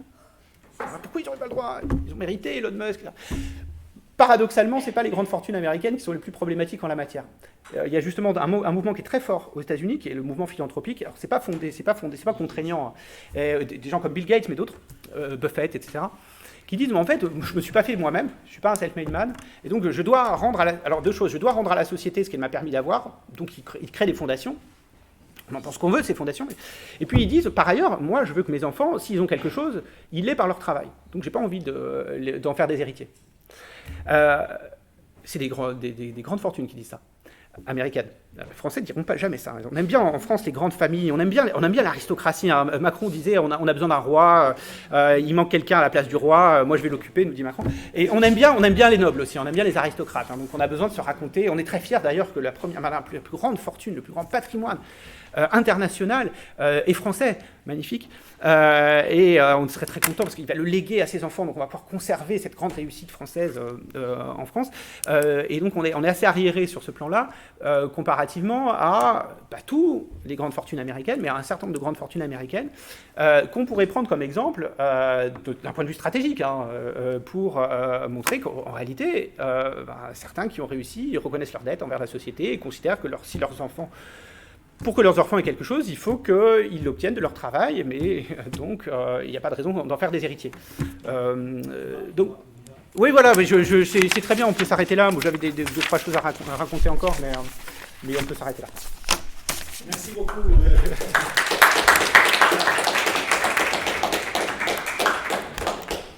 Un philosophe peut cacher un économiste. Donc, merci infiniment pour tous ces éléments. Pardon de couper un peu la parole, mais c'est pour essayer de vous la donner. Donc, on ait un petit temps de discussion, d'échange. Si vous avez des questions, des remarques, des contradictions, quelque chose à dire. Et justement, vous aviez parlé de l'égalité des chances avec, que dans l'école française, dans l'éducation nationale, c'était quelque peu un échec. Est-ce que pour l'instant, à l'heure actuelle, on ne parlerait pas plus d'équité des chances ou la notion d'équité entre les individus ? On peut donner plein de significations à l'équité. Moi, quand je pense à l'équité, je pense à Rawls, donc je pense que vous ne pensez pas à la même chose. Mais en tout cas, pour aller dans le sens, pour démontrer que l'école ne parvient pas à tenir sa promesse, elle le fait partiellement, il ne faut pas se raconter d'histoire.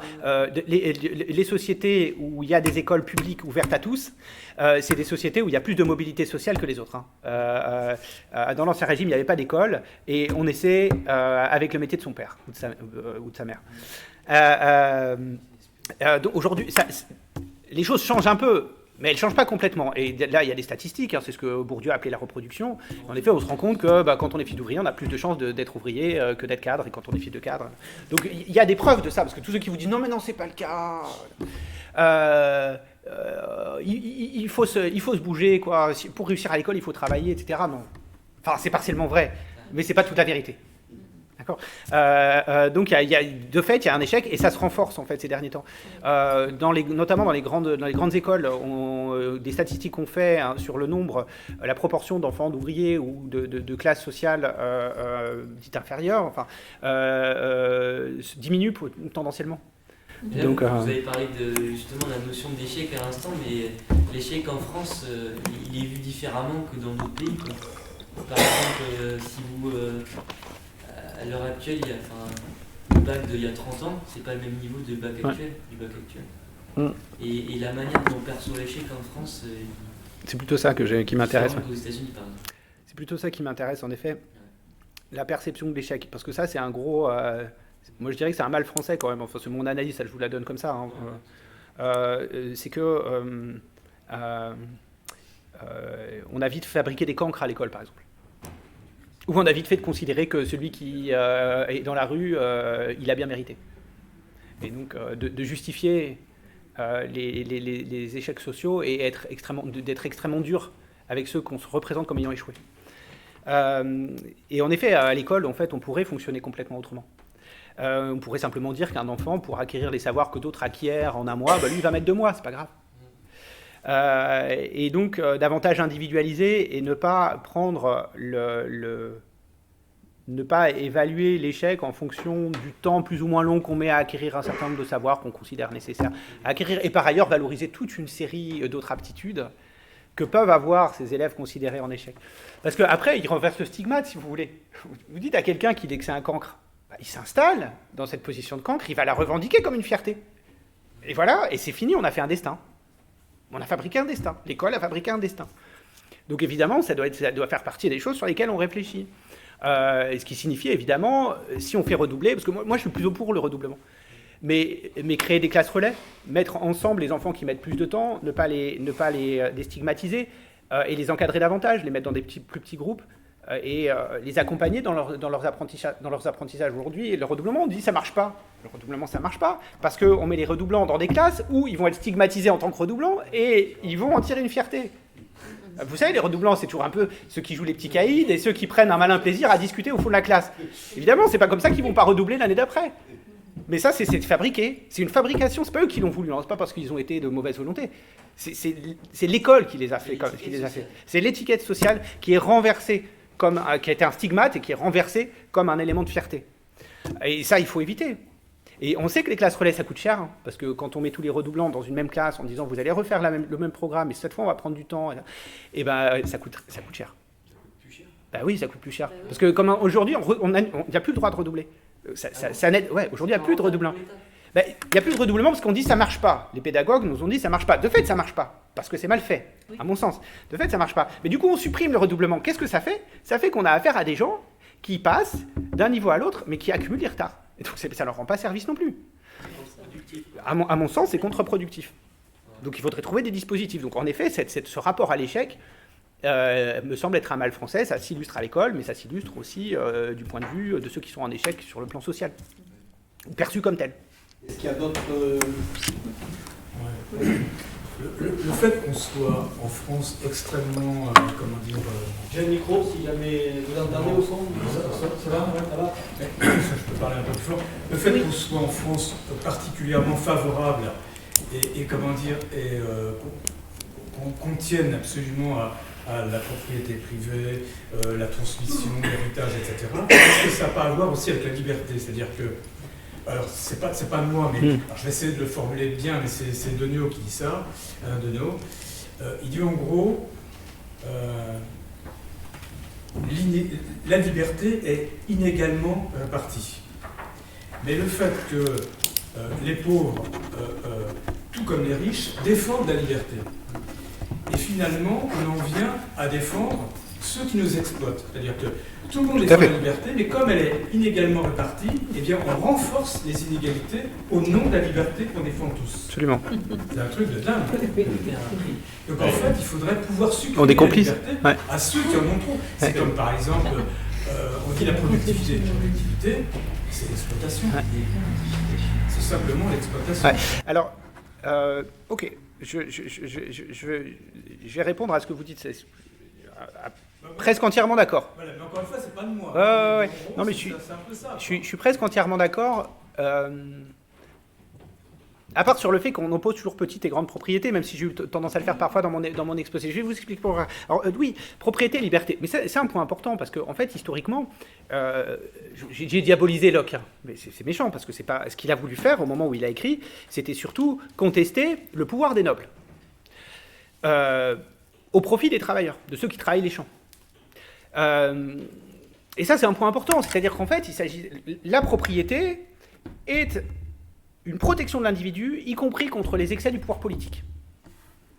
Et d'ailleurs, c'est pour ça que ça a été aussi introduit dans la Déclaration des droits de l'homme et du citoyen. C'est parce que, il fallait protéger les petits propriétaires des excès du pouvoir nobiliaire, de la taxation, etc. Enfin, tout ça était... L'idée était de le protéger par la propriété. Et d'ailleurs, ça explique un point. Ça explique pourquoi Proudhon change au sujet de la propriété. Entre qu'est-ce que la propriété, 1848, et la théorie de la propriété c'est le vol, où là c'est une critique mais ravageuse de la propriété, et il change. Il dit en fait la propriété, si on la comprend comme l'ALE c'est en fait la propriété libre de la période médiévale, par opposition au fief, parce que ceux qui avaient un sens, qui étaient tenanciers à sens, hein, ce qu'on appelait tenanciers à sens, en fait, ils avaient le droit d'exploiter, mais il fallait qu'ils payent une redevance aux nobles qui soient soumis à la justice du noble, etc., du seigneur. En fait, l'ALE nous protège. Il nous protège de l'État, il nous protège du pouvoir politique. Donc, développons l'ALE, nous dit Proudhon. Alors même qu'il avait critiqué la propriété en 1848. Donc effectivement, il y a derrière ce concept de propriété ou en tout cas, il y a lié à ce concept de propriété l'idée de la protection de la liberté. Ça, c'est un point qui me semble, de la liberté individuelle. Ça, c'est un point qui me semble important. Par ailleurs, vous avez raison aussi de dire, oui, mais la propriété, c'est, comme je l'ai dit tout à l'heure, c'est un rapport social, elle crée de la domination. Elle peut créer de la domination. Alors, en petit ou en grand, je vous ai dit, encore une fois, un voisin qui abuse, il peut très facilement exercer une domination sur son voisinage. Ça, on le sait. Et se protéger en disant j'ai un droit de propriété. C'est extrêmement difficile de se défendre lors de conflits de voisinage. Extrêmement difficile. Mais alors, a fortiori, quand on parle justement de gens qui disposent de moyens de production et donc qui peuvent exercer leur pouvoir, exploiter le travail des autres, etc. Donc effectivement, l'inégale distribution de la propriété correspond à l'inégale distribution du pouvoir. Ça, c'est un point qui a été vu depuis longtemps, au XVIIe siècle, par un républicain anglais qui s'appelle Harrington, dans Oceana.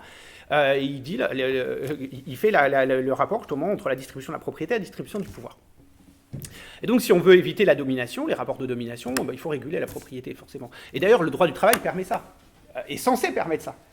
Malgré l'inégalité de pouvoir que induit la propriété des moyens de production, on protège le salarié de telle sorte qu'il n'ait pas à soumettre, de telle sorte qu'il ne devienne pas une sorte d'esclave. Et donc, c'est pour ça, c'est un point important. Mais je pense qu'il faut quand même se méfier de la corrélation entre propriété et liberté. Je précise mon point. La question que je me pose, c'est est-ce que notre liberté est vraiment mieux protégée par la propriété ? J'illustre pour faire comprendre que ce n'est pas forcément le cas. Vous avez un parc public. Vous avez un droit entier de vous y balader dans les heures d'ouverture. Personne ne peut vous l'enlever. C'est une liberté. C'est protégé sans propriété privée. La rue, c'est pareil. Vous avez le droit d'aller et venir dans la rue. C'est une liberté, c'est protégé sans propriété privée. Vous avez un droit d'accès à l'hôpital, quand il marche bien. C'est protégé sans propriété privée. Vous avez un droit d'accès à l'école, opposable. C'est protégé sans propriété privée. Vous êtes locataire. Vous avez accès à votre domicile. D'ailleurs, vous êtes très protégé, sans être le propriétaire privé. Donc, ce que je me dis, c'est qu'en fait, on n'a pas besoin de propriété privée pour protéger la liberté des gens, même pour protéger la chambre à soi dont parle Virginia Woolf. Pour avoir la chambre à soi, il suffit d'avoir des droits qui protègent dans la chose tous les usages qui sont relatifs à la préservation de votre intimité, ou etc. On n'a pas besoin de la propriété telle qu'on l'entend, qui donne en fait des droits exorbitants aux gens. Et donc c'est ça que je pense. Alors certains parlent de droits d'usage. Moi, ce qui me pose problème avec les droits d'usage, c'est que ça ne dit pas tout de ce qu'on peut vouloir faire avec une chose. Par exemple, moi, je ne suis pas contre l'idée de vendre quelque chose. Enfin, on va avoir beaucoup de mal dans une société où on ne produit pas individuellement. Alors, si on est dans une société d'autarcie, où chacun produit tout ce qui est nécessaire à sa vie, alors on n'a plus besoin d'échanger. Mais on est dans une société où ce n'est pas le cas, et je pense que ça ne sera pas le cas demain, même si on décroît. Donc on aura besoin d'échanger, donc il faut autoriser d'une certaine manière la vente, ou alors on admet que c'est l'État qui distribue. Je ne suis pas pour cette idée-là, donc je suis plutôt pour l'idée que les gens ont le droit de vendre, d'acheter et de vendre. Mais pas un droit absolu d'acheter et de vendre. Un droit d'acheter et de vendre dans certaines conditions, qui par exemple exclut la spéculation, qui par exemple exclut d'acheter et vendre à prix quand on a un monopole. On peut par exemple sur le Doliprane le vendre au prix qu'on veut, etc. Voilà. C'est pas possible parce que là justement c'est régulé. Donc il y a des droits d'acheter et de vendre, mais de façon régulée. Donc c'est pour ça, mon idée c'est qu'il faut pas, on n'a pas besoin de s'attacher à la propriété privée pour défendre la liberté. Il suffit je pense au contraire qu'il faut défendre l'idée selon laquelle les choses sont fondamentalement inappropriables. Que la seule chose qu'on a droit d'avoir, c'est des droits relatifs sur les choses. Des droits relatifs compatibles avec les droits des autres. Et ça suffit à nous protéger. Encore une fois, on connaît tous ces droits pleins et entiers qu'on peut avoir sans être propriétaire. Et donc ça peut être un modèle pour penser tout le reste. Et en effet, sur ma maison, bah oui, c'est normal que mon voisin ait un droit de regard si je mets des clôtures qui lui nuisent. C'est normal éventuellement que la municipalité puisse avoir un droit de regard dans certaines zones protégées pour l'alignement des façades, pour les autres habitants de la rue, pour préserver le patrimoine commun et un droit de regard sur ma façade. Donc bon, tout ça, on peut entièrement l'admettre, mais qu'est-ce que ça veut dire ? Ça veut dire qu'en fait, je ne suis pas entièrement propriétaire de la chose, je ne monopolise pas tous les droits sur la chose, mais j'ai des droits relatifs qui sont compatibles avec les droits des autres. Et on peut l'appliquer à la propriété des moyens de production. Le propriétaire n'a pas à dire oui, mais je fais ce que je veux, ça m'appartient. Ben non, enfin, ces droits, l'exercice de ces droits sur le moyen de production est relatif à l'exercice des droits des autres. Et il ne peut pas être opposé à l'exercice du droit des autres. Juste pour revenir à la propriété privée, en ce moment, l'actualité, même avant le Covid, en 2020-2019, c'était par rapport à. Il y avait des articles qui parlaient de la fin de la propriété privée, justement. Et c'était le président du WEC, Klaus Schwab, c'est justement un économiste. Et il parlait justement là-dedans de la fin de la propriété privée, l'abolition de la propriété privée. Et à force, les gens, ils consomment plus comme avant. Ils n'achètent pas, ils louent. C'est pas pareil, quoi. Oui, il y a plusieurs choses par rapport à ça. C'est cette notion-là qui est vraiment très... Il y a plusieurs choses par rapport à ça. Parce que, alors, il y a un théoricien qui s'appelle Jeremy Rifkin qui, au début des années 2000, je crois que c'est en 2001, a publié un livre qui s'appelle, traduit en français, qui s'appelle L'âge de l'accès, où il dit justement on change de paradigme, on part du paradigme propriété-marché au paradigme accès-réseau. Et il dit en effet les gens en fait ils achètent des expériences, ils achètent des utilités, des usages, mais ils ne veulent pas être propriétaires des choses. Donc on change de cette période où les gens voulaient aller voir leur voiture, leur pavillon, etc. En fait, tout ça, c'est inspiré de nouveaux champs de l'économie qu'on appelle l'économie des fonctionnalités, qui s'est développée particulièrement dans les années 80. Et je pense par exemple à l'exemple d'une boîte qui s'appelle privée, qui s'appelle Rank Xerox, qui est la boîte de photocopieurs, et qui s'est dit, bon, en fait, maintenant, on ne va plus vendre des photocopieurs, mais on va vendre l'accès aux services de photocopie. Donc on paye un abonnement, et ça nous permet d'avoir en permanence un photocopieur qui marche et des photocopies.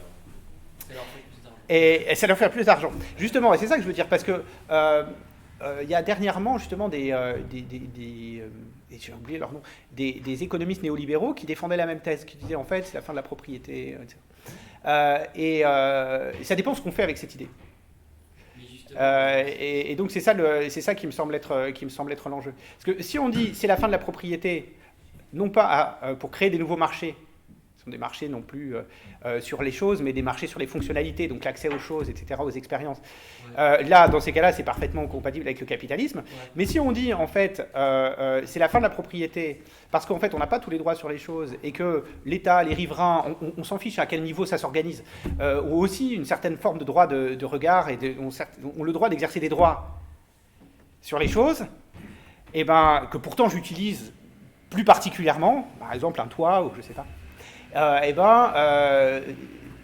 ça va dans une autre direction que la direction du marché. Ça va plutôt dans une direction de régulation démocratique et politique de l'appropriation. Mais le problème aussi, on va en Chine. On va prendre la parole aussi, Myriam. Je ne sais pas si vous m'entendez comme ça. Si, je vous entends. Moi, je veux parler de la propriété immobilière. Oui. Je ne sais pas si on dit immobilière ou foncière. Immobilière, si c'est pour parler, si vous parlez des appartements ou des maisons en location. Et foncière, si vous parlez des terres. La propriété immobilière, où on constate un flagrant abus, je trouve, c'est un des plus grands flagrants abus du droit de propriété, justement. Parce que. Attends, t'entends pas ? Tu entends ? Je prends le micro. Plus proche.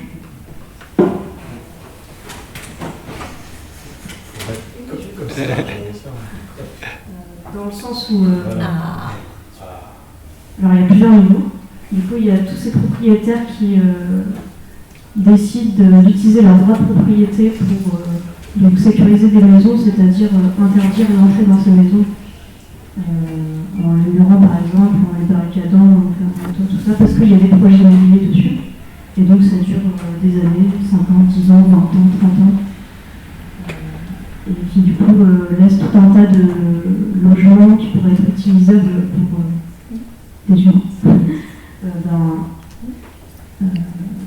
vide, par l'argument du droit de propriété. Et il y a aussi tout dépend de la propriété décréative, c'est-à-dire que je considère que c'est aussi un abus que de demander aux gens de payer de l'argent pour pouvoir habiter quelque part. Et donc, en fait, c'est une domination qui existe sur toute la planète, c'est-à-dire que j'imagine que dans la plupart des sociétés actuelles, les gens payent des loyers. Et donc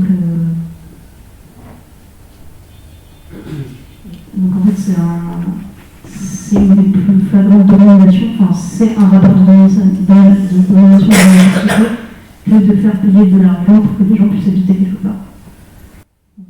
Alors voilà, merci beaucoup pour votre question, parce que ça fait surgir beaucoup de choses. Je ne sais pas si j'aurai le temps de toutes les évoquer. Il y a d'une part ce que vous dites, je vais commencer par la fin de votre remarque, qui fait écho à nouveau à Proudhon, de mon esprit, dans Qu'est-ce que la propriété ? Et donc 1848, au moment de la Révolution, une révolution en France à ce moment-là. Proudhon parle de la rente d'une manière qui est très originale, me semble-t-il, et justement qui met en tension l'idéologie propriétaire, puisque on est censé acquérir des choses par notre travail, mais le problème, c'est que la propriété permet le non-travail. Un rentier qui a un immeuble, il le met en location, il n'a pas besoin de travailler. C'est un paradoxe, quoi. La propriété est censée être acquise par le travail, et en fait, la propriété, dans le cas de la rente, permet le non-travail. Et donc, ça, c'est un premier point. Un autre point, c'est ce qu'on a appelé le droit au logement opposable, parce que ça fait partie, vous savez, il y a une loi, la loi Dallot, 2004, je crois. Le problème, c'est que le droit au logement opposable, c'était quelque chose d'intéressant. C'est-à-dire, c'est l'idée selon laquelle, au départ, il y avait une intuition intéressante. Mais ce n'est pas cette intuition qui a été exploitée. Parce que finalement, celle qui a été exploitée, c'était le droit de tous à avoir un toit.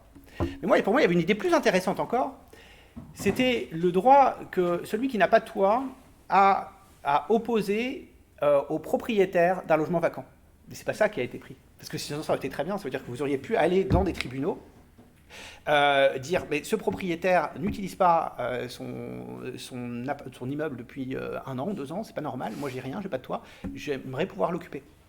C'est pas ce qui a été fait. C'est ça, attaque au droit de propriété. Non, c'est que vous avez le droit de demander à la préfecture qui vous donne l'accès à un logement social, etc. Donc c'est vraiment un truc au rabais. En plus, c'est compliqué d'y accéder, etc.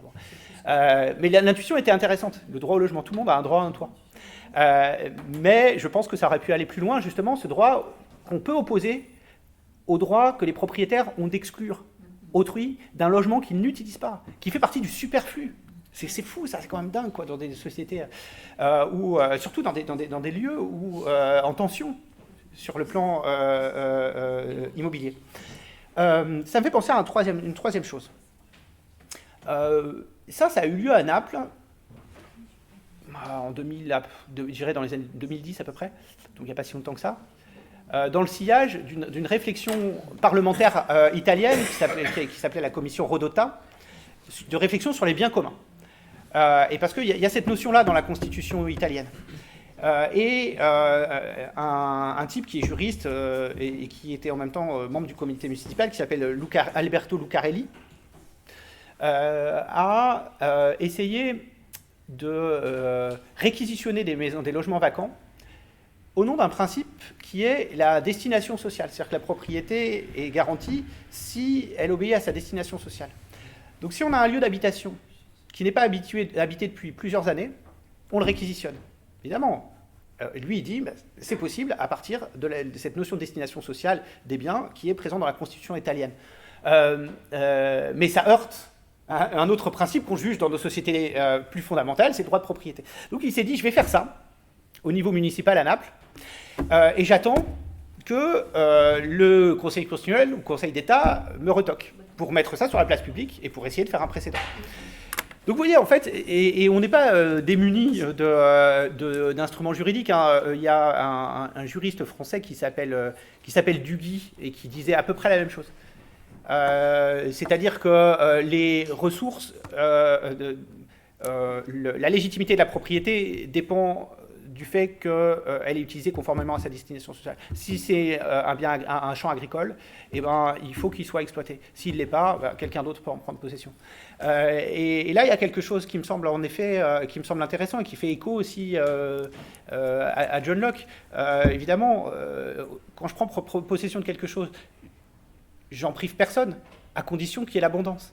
Mais quand il n'y a plus l'abondance, avoir quelque chose que je n'utilise pas, c'est évidemment priver tous ceux qui auraient besoin de cette chose. Et donc à ce moment-là, au moins sur le plan moral, ça peut donner lieu à une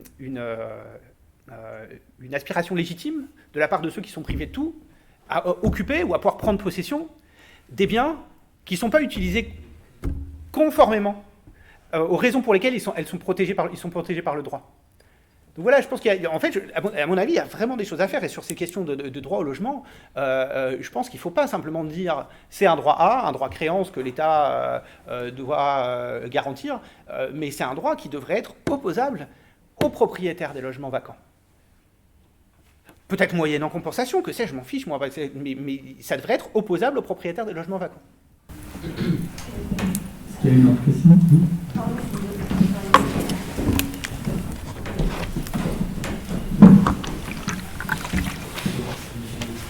Je voulais juste faire une mini-réponse. Oui, bah allez-y. Tout à l'heure, mais aussi parler du squat comme façon d'habiter sans propriété privée. Tout à fait. Sans droit de propriété. Ah ouais, tout à fait. Ouais. Sans passer par là. Absolument. C'est une façon d'habiter qui un musulman habite dans une maison qui n'est pas utilisée, qui n'est pas habitée, qui n'est pas utilisée. Et c'est tout. Oui, c'est le fait de la possession, mais... Chaque musulman, Ouais. chaque parent, tout plein de collectifs d'humains peuvent exister en habitant dans des maisons sans avoir droit à la propriété. Tout à fait. Tout à fait. Et en effet, là-dessus, j'ajoute un point, parce que je mets les ZAD et les squats à peu près dans le même paquet, si je puis dire. Et l'État a beaucoup de mal avec ces situations de fait qui n'ont pas de fondement juridique et peut être extrêmement violent vis-à-vis de ça, l'occupation sans titre. Alors là, mais néanmoins, justement, pour le cas des squats, ça a longtemps été protégé. Et là, en ce moment, dernièrement, il y a des gros coups de boutoir pour des expulsions expéditives, etc. Parce que on revient au droit de propriété avec ces arguments. Des personnes vulnérables qui reviennent chez elles après 2 semaines de vacances. N'importe quoi. C'est pas du tout le cas général. Et donc on utilise toujours ça. C'est pareil pour supprimer l'impôt sur la fortune. On va vous dire la personne de l'île de Ré qui a acheté ou qui a hérité d'une maison et qui se trouve maintenant avoir une valeur disproportionnée, elle doit payer l'impôt sur la fortune. Et pour tout ça, pour vous dire non, mais plus d'impôt sur la fortune. Mais on prend l'exception pour changer la règle. Et tout ça pour revenir revenir à l'idéologie propriétaire. Et ça, c'est vraiment, ça me semble excessivement problématique. Alors qu'à Bruxelles, par exemple, justement, les squats sont même quelque chose d'organisé en accord avec la municipalité. Il y a une coordination entre les squats, etc., qui fait ce qu'ils appellent, je crois, la 19e commune. Parce que Bruxelles est divisée en 18 communes, et la 19e commune, c'est les squats. C'est donc les habitations sans titre, qui sont reconnues, admises, moyennant certaines conditions d'entretien, etc., qui sont contrôlées en accord avec la municipalité. Mais pourquoi pas ? Enfin, voilà, je veux dire, effectivement, ça fait partie des choses possibles. Oui. Sinon, on m'entend ? Oui. Mais après, ce qui est utilisé souvent justement pour contrer le droit de propriété, même si ça fonctionne un peu, c'est l'accès à des conditions dignes d'existence. Et c'est ce que les activistes militants notamment mettent en avant sur le droit au logement. Que, bien sûr, il y a le droit de propriété, mais que même dans les droits dits naturels, etc., il y a le droit de vivre dignement qui est reconnu aussi par la Cour européenne des droits humains, etc. Mais en effet, ça fait partie des leviers utiles qui consistent à constitutionnaliser les droits créances ou les droits sociaux. Et ça, c'est un levier hyper puissant, y compris sur le plan environnemental, parce que pour le coup, ça porte au niveau des institutions internationales et des juridictions internationales. Par exemple, est en discussion, sur le plan international, l'accès à un environnement non pollué. Alors ça, c'est super fort pour avoir une voie de recours contre les entreprises polluantes, contre les pollueurs. Parce que, en fait, si vous voulez, si on fait de ce droit d'accès à un environnement non pollué un droit fondamental, ça donne un levier d'action juridique. Évidemment, tant qu'on n'a pas de levier d'action juridique, on ne peut rien faire. Et donc ça c'est important parce que typiquement, prenez certaines populations amérindiennes d'Amérique du Sud qui sont dont le territoire est pollué par des entreprises pétrolières, Chevron, etc. Comment ils peuvent faire? Parce qu'ils ne sont pas propriétaires des forêts. Ils ne sont pas propriétaires des forêts. D'autant plus que c'est souvent des sociétés traditionnelles où le droit de propriété n'est pas formalisé. Donc ils y habitent. C'est leur habitation, c'est leur milieu de vie. Ils n'ont pas de moyens d'action.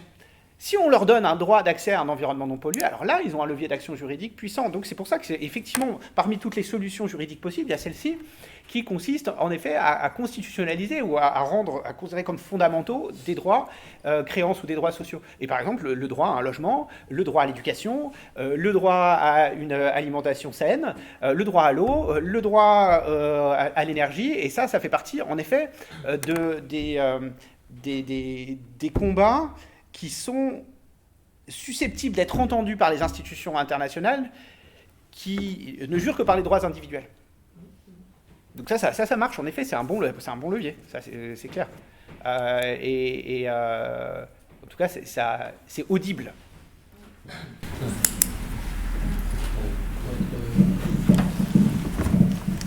On voulait mettre en débat la question du bail réel solidaire, donc des formes de propriété immobilière hybride. Donc le bail réel solidaire, c'est un dispositif assez récent qui en fait... Bail irréel, c'est ça? Non, réel solidaire, oui, parce que je... Qui en fait sépare l'acquisition d'un immeuble, donc de l'appartement par exemple, ou d'une maison, la partie bâtie, de la partie foncière. Et à ce jour, ce dispositif il est réservé à des personnes sous des plafonds de ressources. Donc c'est une forme d'accession sociale à la propriété. Et ça nous interroge parce qu'à la fois ça permet à des gens de devenir propriétaires alors qu'ils n'auraient pas pu dans les conditions du marché. Et d'une certaine manière, c'est aussi les exclure d'une forme de capitalisation, et donc on peut entendre parler que c'est un dispositif anti-spéculatif et pour les pauvres. Du coup, c'est un dispositif qui nous interroge et donc on voulait avoir un petit point de vue. En fait, si c'est un bail, c'est pas une propriété. Il y a une redevance oui. sur la partie foncière. Mais l'espace bâti peut être transmis et revendu dans certaines conditions. Ouais. Ça fait penser... alors c'est l'État qui... Ou la commune. Ou la commune. Il a dû faire un truc comme ça. Ah, intéressant, ouais. C'est un peu comme Terre de Liens sur le plan de l'agriculture. Effectivement, ils font ça pour éviter la spéculation foncière sur les terres agricoles. Mais là, c'est pour éviter la spéculation foncière sur les terrains à bâtir. Alors, moi, j'ai pas... j'ai pas d'analyse, je vais dire quelque chose de trop rapide sinon. Ce qui me semble intéressant, néanmoins, c'est toutes les innovations juridiques possibles dans le cadre du droit, parce que parfois on dit qu'il faudrait un grand soir et changer le droit, ce serait peut-être ce qui serait bien, mais en fait on peut faire des choses dans le cadre du droit. Je pourrais donner pas mal d'exemples de ce type-là qui permettent justement d'articuler les enjeux sociaux avec la propriété telle qu'elle est. Et ce dispositif-là me fait penser en fait à des formes de féodalité, justement, parce que en Angleterre, c'est le régime foncier, quasiment que comme ça, c'est des baux de 99 ans. On ne peut pas être propriétaire de la terre, parce que la plupart des terres appartiennent en fait à l'aristocratie, aux lords. Et donc, c'est des baux de 99 ans, en effet. Et donc, ça fait un peu penser à ça, quoi. On a un bail vis-à-vis d'une association. Alors évidemment, l'intérêt de ce que je veux dire, c'est que pour moi, on ne peut pas juger un dispositif juridique comme étant intrinsèquement mauvais. Ça dépend aussi du type de valeur au service duquel on le met. Et là, c'est intéressant, parce que c'est pour rendre accessible quelque chose qui ressemble à de la propriété, même si ce n'en est pas complètement, et d'autre part, pour extraire du marché des ressources foncières. Donc pour éviter la spéculation, les effets spéculatifs sur les populations les plus vulnérables. Ça, évidemment, ça paraît compliqué à contester. Les valeurs semblent compliquées à contester. Deux questions se posent, pour moi. C'est d'une part la question de savoir si on a besoin d'être propriétaire, si c'est vraiment quelque chose qu'il faut défendre, d'une part, et d'autre part, si c'est vraiment ce que réalise cette association. Ou je ne sais pas, cette organisation, puisque finalement, elle retranche de la propriété la partie foncière.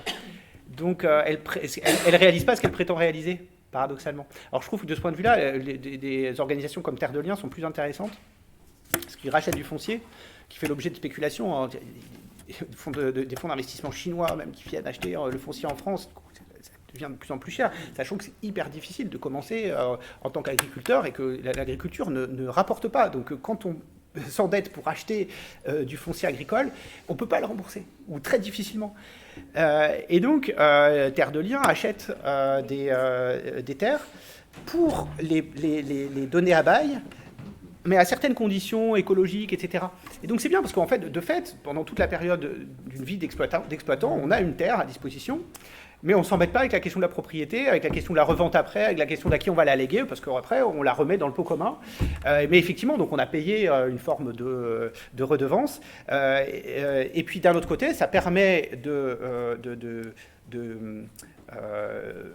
d'exiger en contrepartie, surtout aux exploitants, de se soumettre à un certain nombre de conditions en termes de durabilité, d'écologie, etc. Donc je trouve ça plus intéressant, ce que fait Terre de Liens, que cette idée de bail réel solidaire. Ouais, c'est vrai que a priori, là, avec une analyse très rapide, ça me pose problème aussi.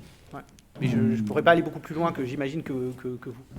On va devoir clôturer la soirée, parce qu'il est 21h quasiment, et donc merci infiniment à Pierre et toi pour toutes ces informations. Je vous informe que l'UPD participe à la lutte contre la NGV. Je ne sais pas si vous êtes intéressé par ce petit peu de problème qui, malgré tout, impacte le foncier d'ailleurs, et de manière assez conséquente. Et c'est pas simplement sous cet angle-là. Demain, le 3, à la Halle des Douves, à 18h30, il y a une information là-dessus si vous êtes intéressé. Vous avez un petit flyer ici qui peut vous donner quelques informations. Il y aura aussi des informations. Merci beaucoup. Je vais lire ça avec grand intérêt. Ok. Merci à tous et merci infiniment encore à Pierre. Je vais regarder ça. Et à tous. Oui, merci à toutes et à tous pour votre attention et pour vos questions.